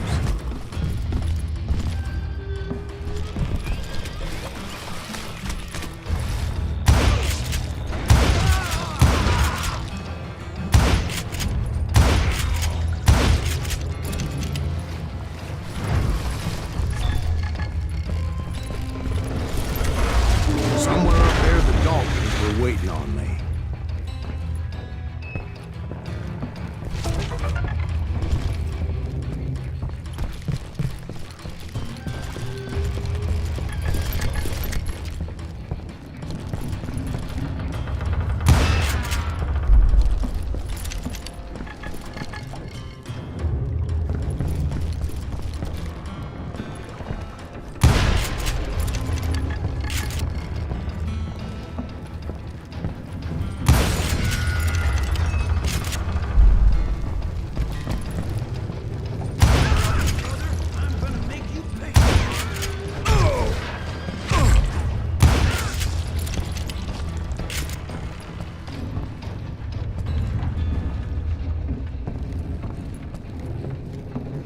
Sounds like you don't give up too easy.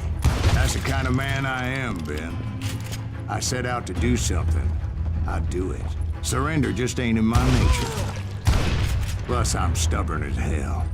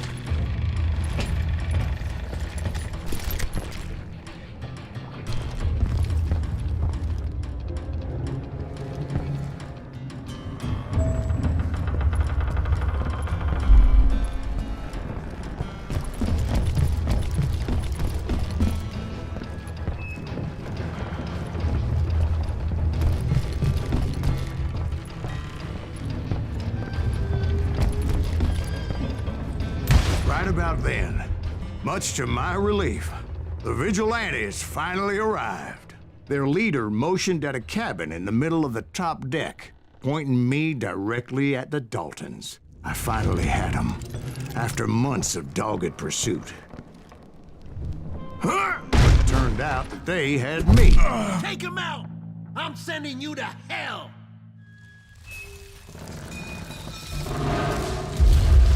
The Daltons had played me like a fiddle. Apparently, the vigilantes were on their damn payroll. They didn't just want to shoot me. They wanted to burn me alive. But finding my way out of a burning labyrinth proved to be quite a challenge. It was a river, right? I mean, it's not like it was a goddamn ocean liner.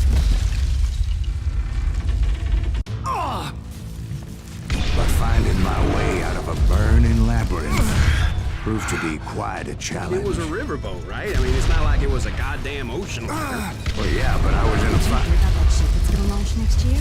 Largest one in the world. You're talking about the Titanic. If you ask me, it's too blessed big. I don't think it'll even float. So anyway... Don't be stupid, Steve. They know what they're doing. They say that the Titanic is unsinkable. Oh, God.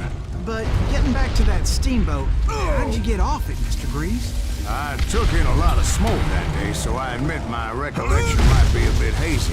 But somehow I managed to finally disembark. It was time to settle this once and for all.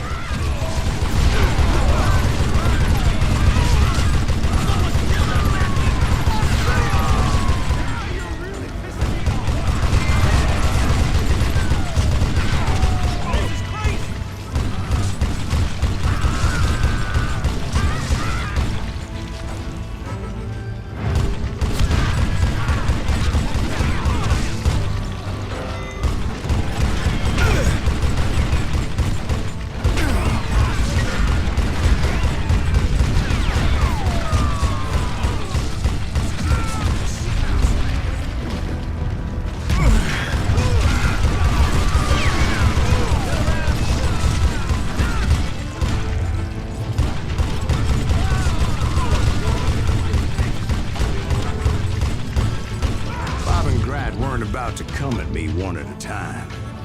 They were in this together.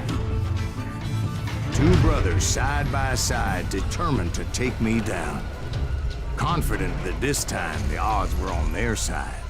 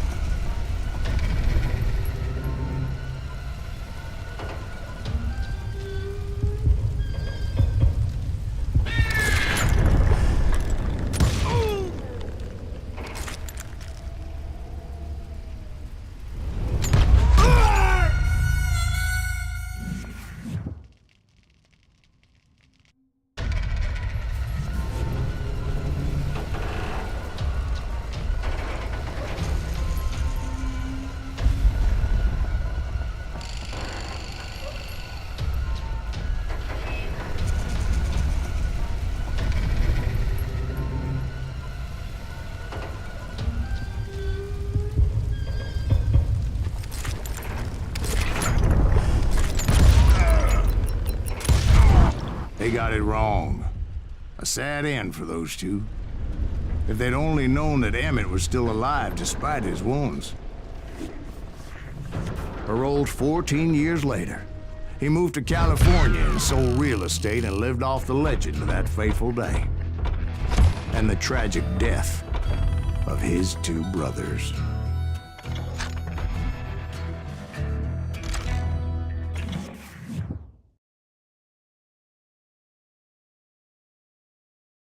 My own brothers died tragically as well, truth be told.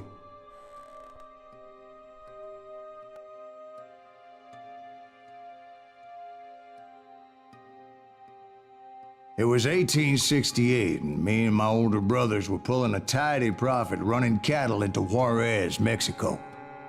One night after my brothers retired for the evening, I found a little poker game in a cantina with a couple of cowboys. And I just couldn't lose.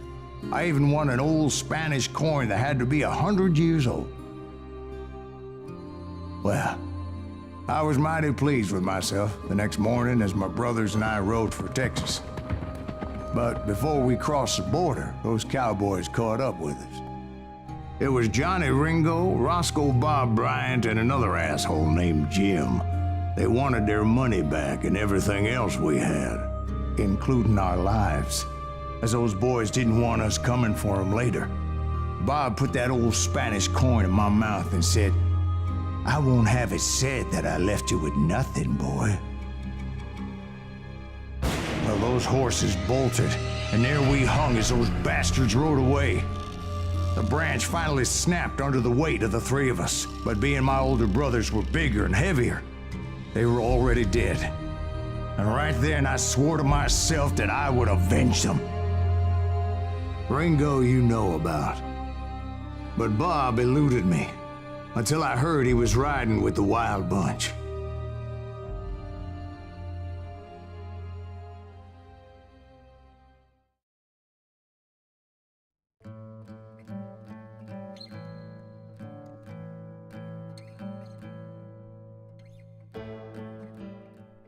I'd been on their trail for months, ever since they left their hideout in the Bighorn Mountains. Led by Butch Cassidy, they were a loose association of outlaws who robbed banks and trains from Colorado to Montana. Among them was the Sundance Kid, and that murderous hombre I was tracking, Roscoe Bob Bryant. Were you a part of that giant Pinkerton posse after the Wild Bunch? No, boy.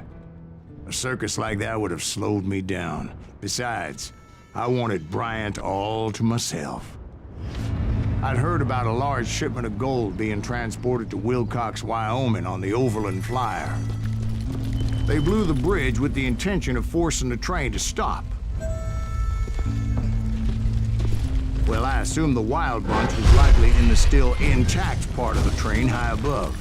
I was determined to make that sumbitch Bob pay for what he did to my brothers.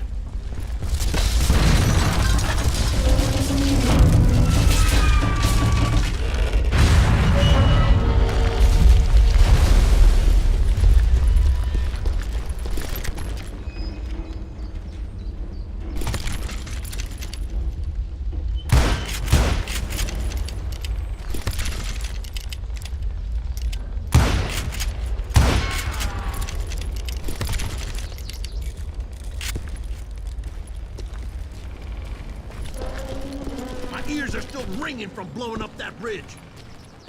What'd you say? Well, I made my way off unscathed and came upon a few members of the gang and had no choice but to dispatch them. From there, I had to negotiate an even more precarious route. But first, I would need to get my ass out of there.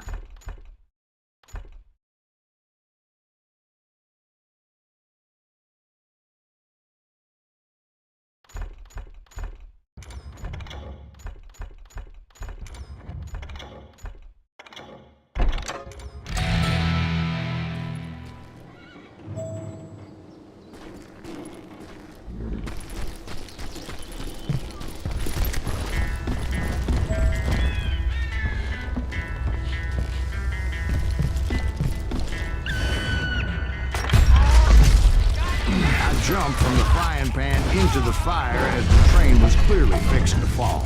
I had found the gang, but in order to find old Bob, I needed to fight my way forward past a whole passel of desperados.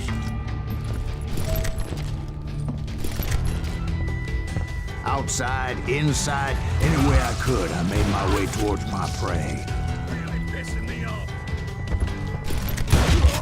Well, what about the passengers? It was mostly a freight train, as I recall. There were no passengers aboard that day.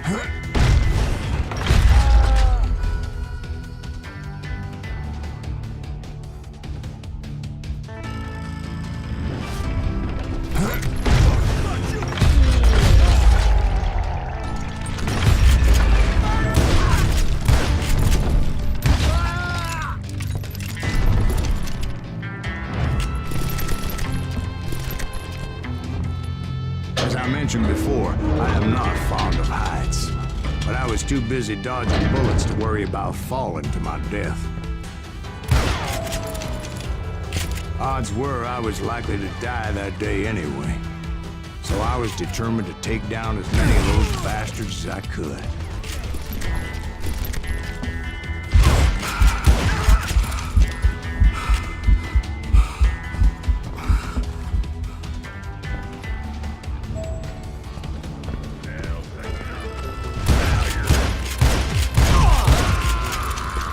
At times, it was like shooting ducks in a shooting gallery. The only difference is these damn ducks shot back.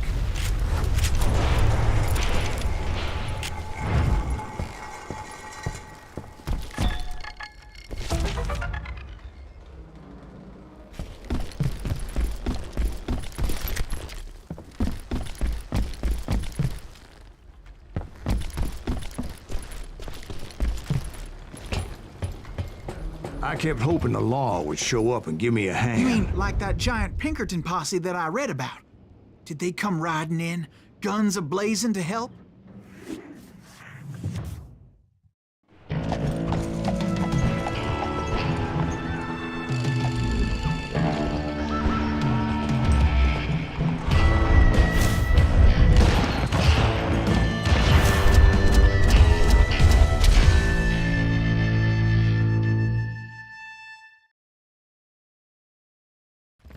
Help? From the Pinkertons? No, son. I had to fight the wild bunch all by my lonesome, as usual. Who the hell is that? You'll die for this! You hear me? Out of his fire! Take cover! Retreat! Retreat!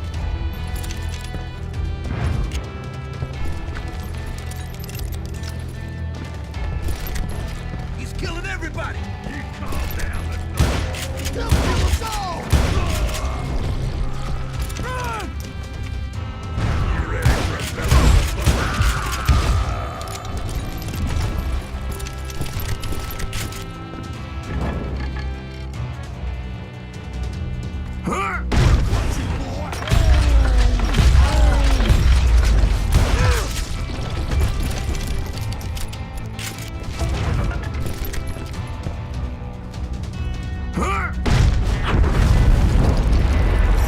Is those dime novels didn't portray this as it happened, did they?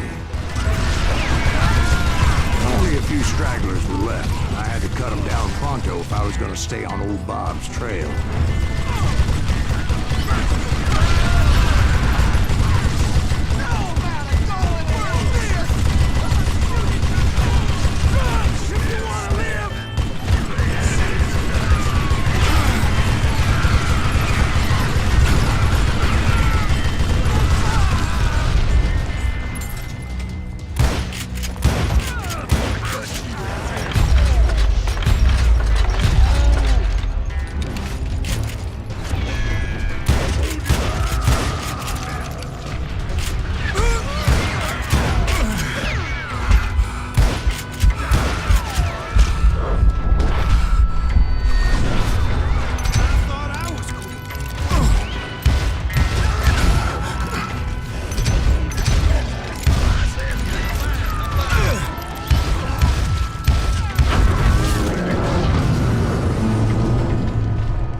Once I silenced all those guns, I went searching for my nemesis, determined to finally have my justice. But the only survivor who welcomed me was George Flat-Nose Curry. Who was he?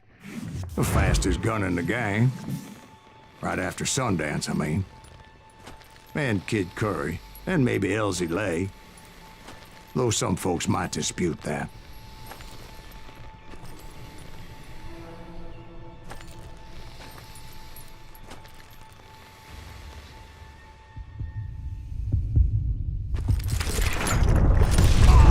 On that very same day, Butch Cassidy and the Sundance Kid decided to leave the Wild Bunch behind and decamped for South America.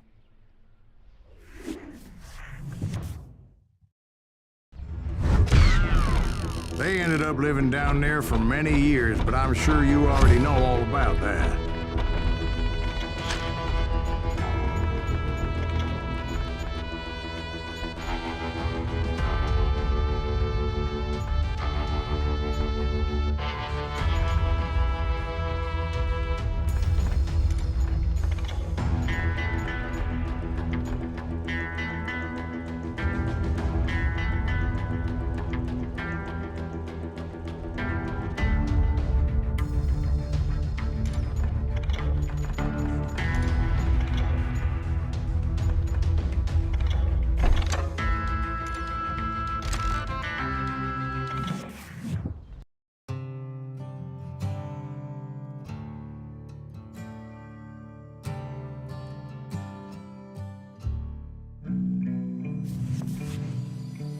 I tried to find Bob Bryant, but it was as if he'd disappeared.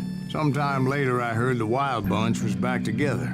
Kid Curry escaped from jail, and now he was running the whole shebang. So I took to their trail, as I was still in pursuit of my brother's killer and hoped that he was back with him.